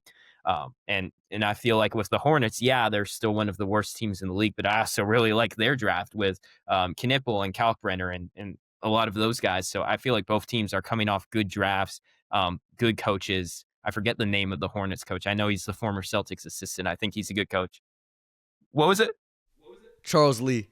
Yeah, no, I think he's a good coach. I think good coaches, GMs that can draft, I think it's up for the city of Charlotte, so I'm going to buy stock for sure. 100%. I agree the exact same way about the Panthers, everything you said. And I want to highlight one thing, like Rico Dowdle was winning them a lot of games early on in the season, but a lot of people were saying, like, you can't win a game. Like, they're not winning games with Bryce Young actually winning them games. And especially recently, like you were talking about these last 3 games, he has shown that and more. So I'm really excited about this Panthers team. They just took control of the NFC South, which that's just amazing for them. And I'm just really happy for Bryce Young. Like, how could you not be happy for Bryce Young? Like, that dude's one of the most likable dudes in the NFL. But if we're talking about the Hornets, like, I really do love the Knipple pick. He is amazing. I've said a lot about him. I think he can be the next Klay Thompson with more on-ball ability.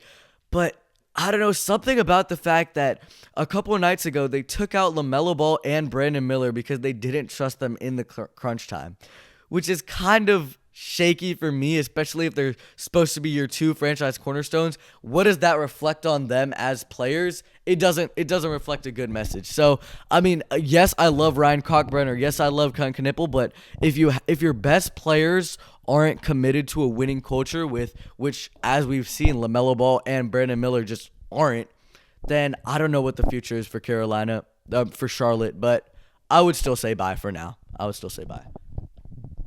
For me, I will also buy. I think the Panthers are definitely in a really good spot right now, especially for the future. Like, Rico Dowdle has been very good for them. Their defense has been pretty good.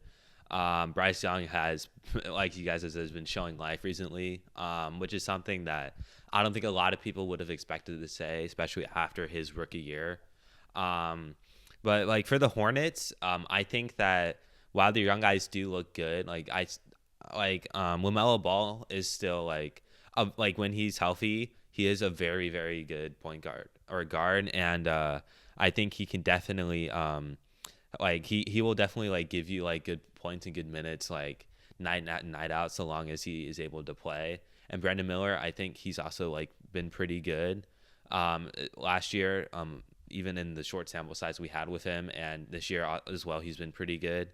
The main thing with the Hornets is that like we kind of just don't really know what is going to happen to LaMelo Ball, because it's been kind of like he requested a trade, or did he really? I don't think he did. Like we just don't know what could happen to him like at the deadline this year or in the off season, or like if he really wants to stay in Charlotte or if he wants to go somewhere else. Like I just don't know for the Hornets like exactly what they're gonna do with him, but I still think their future's pretty good. So I'm gonna buy. I have a question to pose actually because Nigo, you were talking about the Panthers defense and their run game has looked exceptional, which I agree with. JC Horn is actually a dog, you know what I mean? But I just want to ask, they took control of the NFC South. They're in the 4th seed now. Do you guys see the Panthers making a real playoff push, especially in this really loaded NFC? Or like, do you think the ceiling is just a playoff? Because I know the NFC South is really weak, so it's not like them being at the top of it is like a really like good sign. I mean, it's a good sign, but it's not like it's like a sign of a Super Bowl contender. You know what I mean? So I'm interested to hear what you think about that. Yeah, no, I don't see them as a Super Bowl contender, just because I feel like, the offense is unpredictable. One game, the run game's on. Sometimes it's off. Sometimes Bryce is off. Sometimes Bryce is on. But I think they've certainly shown the ability to beat some of the best teams in the NFC. So, like, I absolutely feel like they could pull off an upset in the wild card round. Like, I don't see them stacking that because they've been very inconsistent throughout the year. But I wouldn't write them off, even if it's the Seahawks or the Rams coming to town, which it looks like it's going to be one of those two. Like, I don't think you can write them off with how they went into Green Bay and won and how they beat the Rams. Like, this defense can force turnovers. They're annoying to play. So, yeah, not a Super Bowl contender, but I don't think anyone expected that going into the year. So, yeah. That's definitely a valid point. I can definitely see them having like a ceiling of maybe going to the divisional round. Like you were talking about, like playing either the Seahawks or the Rams, and like they did with Green Bay. Like, I'm kind of repeating what you just said, but I could definitely see them pulling off something sneaky.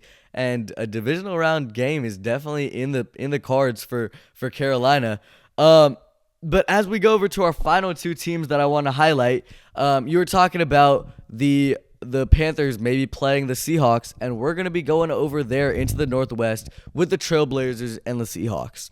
So I'll start us off with this one. The Trailblazers, what I got to say about them is that they're the only team to beat OKC this year. And I feel like that is such a testament to them with how we've been like glazing OKC, talking about like they're the best team of all time, you know what I mean? Which, yes, they could be. So the fact that the Blazers did beat them is such a testament to the Blazers. Scoot Henderson, he hasn't taken that ceiling. Like, people were putting him in Wemby talks 2 years ago. He hasn't really gotten to that point. But Shaedon Sharpe is a dog. Tamani Kamara has not looked the best this year, but we know what he can be. Donovan Cleveland, he's great. You know, I love the mentorship that you can definitely see that Drew Holiday and Damian Lillard have had an effect on the guards over there in Portland. But after all that, I just really want to mention Denny Avdia. Like, this dude is a dog. He's on my fantasy basketball team. He's averaging 27. He is probably the best statistical small forward in the league this year. He has been amazing. He has been definitely like, because in Washington, people were like, oh, this guy's a bust. They took him with the 8th overall pick. He's only averaging like 10 points per game. And now he is definitely taking that leap over in Portland, playing number one option basketball. And as a wing, he's been playing on ball like pretty often, which is great to see. He has great fluidity. He has great touch. He's just a really great player, and I really like that. And then for the Seahawks, all I gotta say is 3 words: Jackson Smith and Jigba. And I'll let y'all talk about this one. Yeah, I'll hold, I think, because I think the Seahawks are in a great spot, and their offseason was obviously very impressive with the risks they took. I mean, they completely reformed the team from the quarterback position to the wide receiver position. They had a good draft for sure. Mike McDonald is a great coach. Like, yeah, no, I think that they are my number 2 team in the league right now. I think it's them and the Rams, showing the most, look the most complete. With the Blazers, though, I definitely have questions. Like, I'm not sure. Like, I like what I'm seeing from Shaedon Sharpe and those guys, but I'm not sure that they have it all together. I mean, the season started off really rocky when they lost Chauncey Billups. We'll see what Tiago Splitter can do as their interim. Like, so I'm intrigued, but I don't know if I quite trust them to be a serious team in the West yet, but I'll hold. So, yeah, I'll hold. I'll buy because like you said, like, unfortunately the Seahawks are like one of the best teams in the NFL right now. They definitely made a lot of improvement, like with getting Sam Darnold in the offseason, and also just general improvements like through the draft and stuff. Their defense is very good. But like for the Blazers, I kind of think that like especially compared to like where they were last year, like they're more like they're not like a bottom team in the Western Conference. They're kind of like in the middle where they are most likely going to be in the play-in, but like they're not one of the top like 6 teams in the West. I think they might be able to get there in the future, but right now, I do still have a couple questions, and we'll see what they decide to do at head coach in the offseason, whether they keep their current one or they try to get somebody else. But yeah, I'll buy because I think I trust the Blazers' future, and the Seahawks are good right now. I actually have a question to ask you, Nico, because I was watching, back in April, I was watching your draft videos, and when they drafted Jalen Milroe, you were like, this is a really great pick. Like, the athletic traits that he has and the athletic ceiling that he has is amazing. But now with how well Sam Darnold has been playing, and this guy is younger than Joe Burrow. It's not like Sam Darnold is like 35 years old and you're going to keep him around and have Jalen Milroe as your quarterback of the future. So what do you think about Jalen Milroe's future in Seattle, and like, what do you think about that quarterback situation? Yeah, I mean, I definitely think at the time I was much less certain that Sam Darnold was going to be their long-term answer, especially with the contract they gave him. Like, they're really only paying him big money this year. I'm sure they'll rework that deal. I thought it was sort of like a hint that they weren't even sold on him to the extent that he's performed. Obviously, I think that he's going to be their quarterback for a while now after the flashes that he's shown. But I am still intrigued by Milroe. Like, I do feel like there isn't that big of a difference between him and Anthony Richardson coming out of school, and one was a top 5 pick and the other went late on day 2. So I think it's a good situation for him to be in. Like, we'll see if he gets forced into action at any point. I hope Sam Darnold doesn't get hurt, but like, that's probably where his outlook is right now, is probably just their backup, but he's developing behind the scenes. And, the more time he stays there, the more likely he is to play well if he ever steps foot on the field. I don't think I do see him being the Seahawks franchise quarterback or them looking to trade him, because clearly they liked him because they feel like he could come in and kind of be like a Malik Willis type of guy where they can run the football successfully. They can have him run the football, kind of like what the Packers did last year. I think that's sort of their vision. So I think Jalen Milroe, probably the outlook for him is like, higher level backup. I think he's in a great situation to develop, and, we'll see. But, you never know. Things change fast in this league. We'll see if he enters the game anytime soon. I hope not, though, but you can't write it off. Do you think if he ends up turning into something in this league, like we saw him out of Alabama, you think that would be in Seattle, or you think that would be somewhere else, or?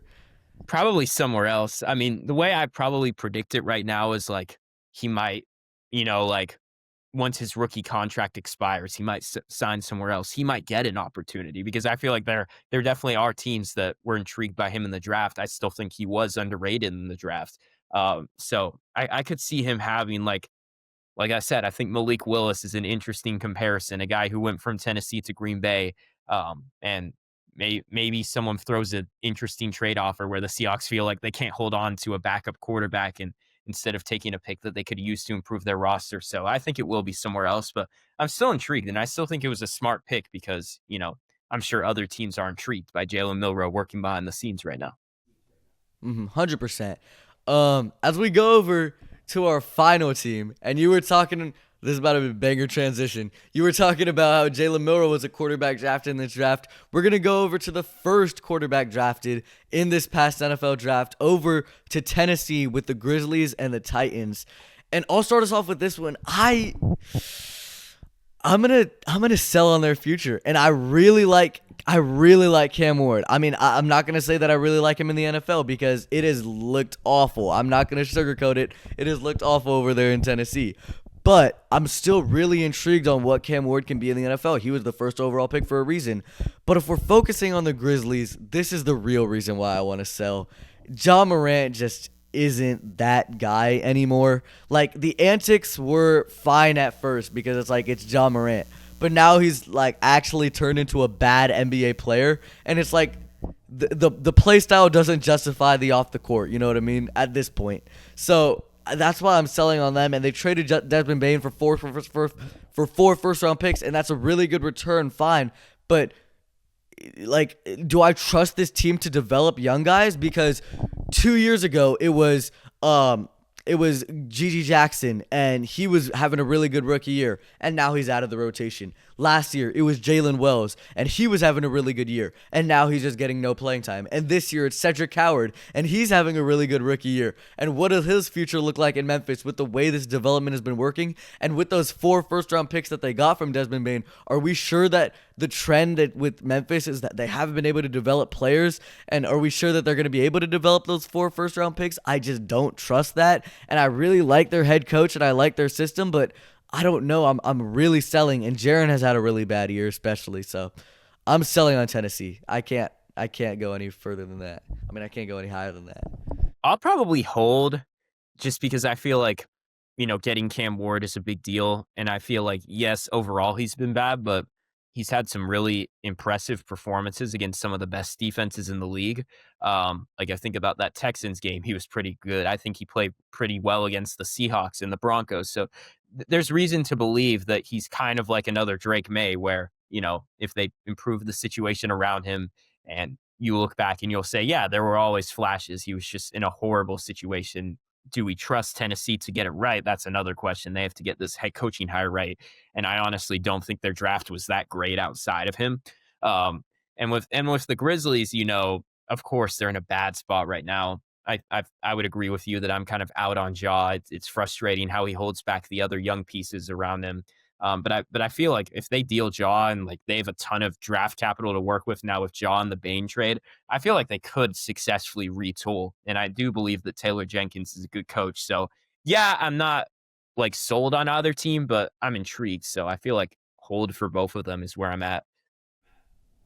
Yeah, I'll also hold because I think the main issue with the Titans this year was that they had Brian Callahan as their head coach, and now that he's gone, I think their future definitely looks better. Cam Ward is definitely like you said, has had some flashes, and while their draft like outside of that hasn't been good, I think that they can definitely improve. And for the Grizzlies, like you said, I think it mainly depends on like what return they can somehow get for Ja, because he has not looked good this year, and he was not good last year either. In the games that he played, and I just don't know like what, like if this was 2 years ago and they traded him, like they could get probably quite a bit for Ja Morant, but now I just don't know how high his value is, because he's had like last year he was pretty bad, and like also he's pretty injury prone as well in general. But they do have a lot of young guys, they do have a lot of picks, and I'll hold because I just don't know where either team is really going to go in the next few years, really. That's valid, 100%. Holding is 100% valid. I feel like I'm gonna ask both of these. I'm gonna ask this question to both of you guys. Is with the Titans, they got their number 1 overall pick, they got their franchise quarterback, but I feel like they're kind of maybe in a 2021 Cincinnati Bengals situation where do you get a hot shot receiver next to Cam Ward, or do you go for the trenches to protect this guy, or maybe do you go for a defensive player? So what do you guys think is the number 1 priority for the Titans this offseason, either in the draft or in free agency itself, but specifically the draft? What do you guys think their number 1 priority is? I think it's corner, actually. I think that's a kind of underrated need for the Titans because they traded away Jarvis Brownlee.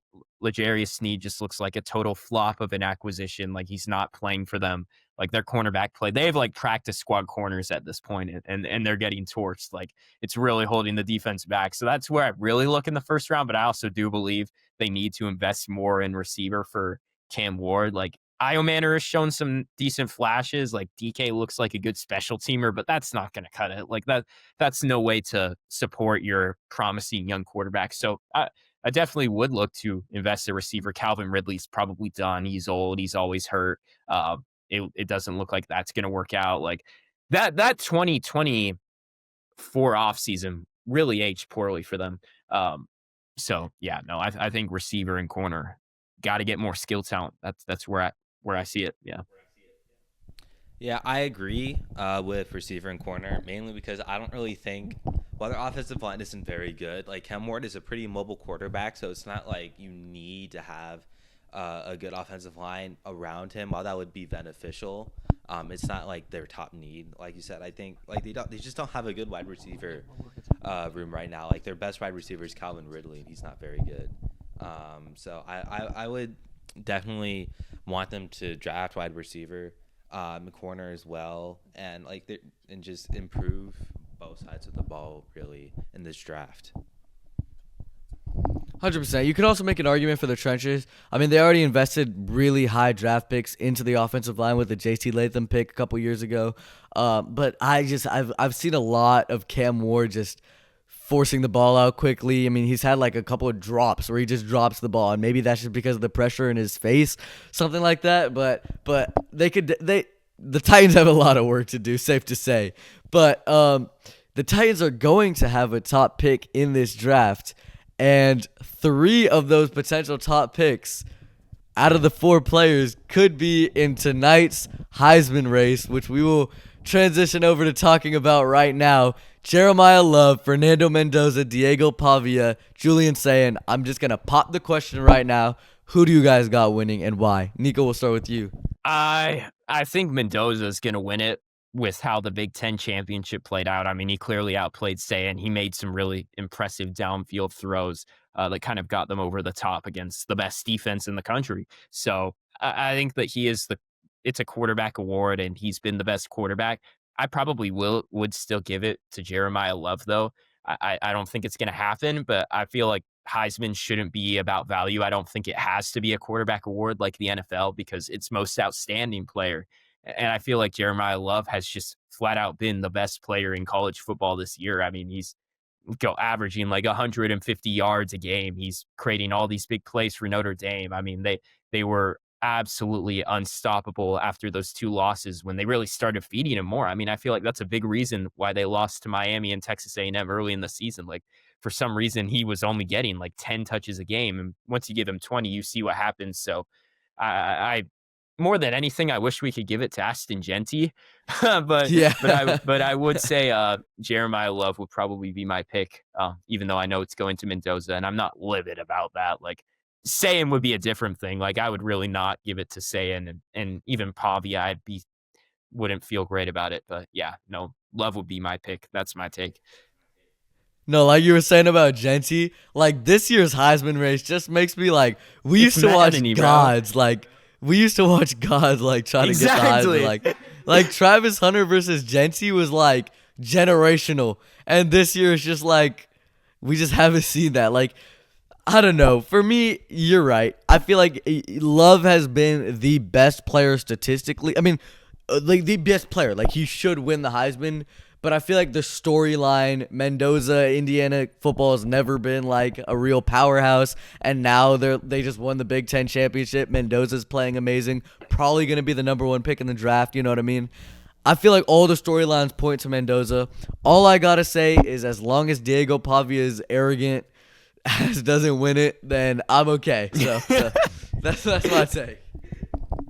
Yeah, I'll also go with Mendoza. I kind of think that like the Heisman is kind of like a mix of like sometimes like it is kind of a quarterback award when there's a pretty good quarterback, but it's also like best player on the best team as well. And I think Mendoza, I think Indiana definitely like is the best team in college football this year. And I think Mendoza is definitely the like main reason because of that. And like he's had an amazing year, like you said, like against Ohio in the Big Ten championship, best defense. He did really well against them. So I honestly think Mendoza like has his pretty handily. Also, to play like devil's advocate against Julian Sayin, because he's definitely been amazing. Like, don't even get me wrong, but it's kind of hard to have a bad year when you're throwing to Jeremiah Smith and Carnell Tate every play, which is it's kind of hard to have a bad year, you know what I mean? So but he's definitely been amazing. Are we sure Julian Sayin is even a top 5 player on Ohio State? Like, are we 100% sure about that when you think about like Jeremiah Smith and Tate and Caleb Downs and Arvell Reese? Like, there's no way he should be the Heisman. That would just be ridiculous, in my opinion. So I'm glad he's not going to win it. And I fear he would have if Ohio State had edged them out last week. Oh, yeah. Definitely. I mean, Fernando Mendoza played a great game. So the better team the better player won is all I gotta say. Exactly. But overall picks, can we just like say Mendoza? I mean, you and I both made the argument for Jeremiah Love, but I feel like it's a safe bet to say Fernando Mendoza. Yeah. I'm at peace with Mendoza winning. Like, I'm definitely, like, after last week, I feel more comfortable giving it to him. So, yeah. Yeah. And also he's just such a likable dude, so that's definitely a big factor into it. He's probably gonna be the number 1 pick in the draft, but if that's all we got to say, we can end it off there. Thank you all for listening to this week's episode of Nothin but Net, and thank you, Nico, for coming on the show. It has been a pleasure. It's been a blast. The last 2 hours and 40 minutes have been amazing, full of elite takes. There we go. But thank y'all for watching. Thank you for coming on our show, and we will see y'all next time. Peace.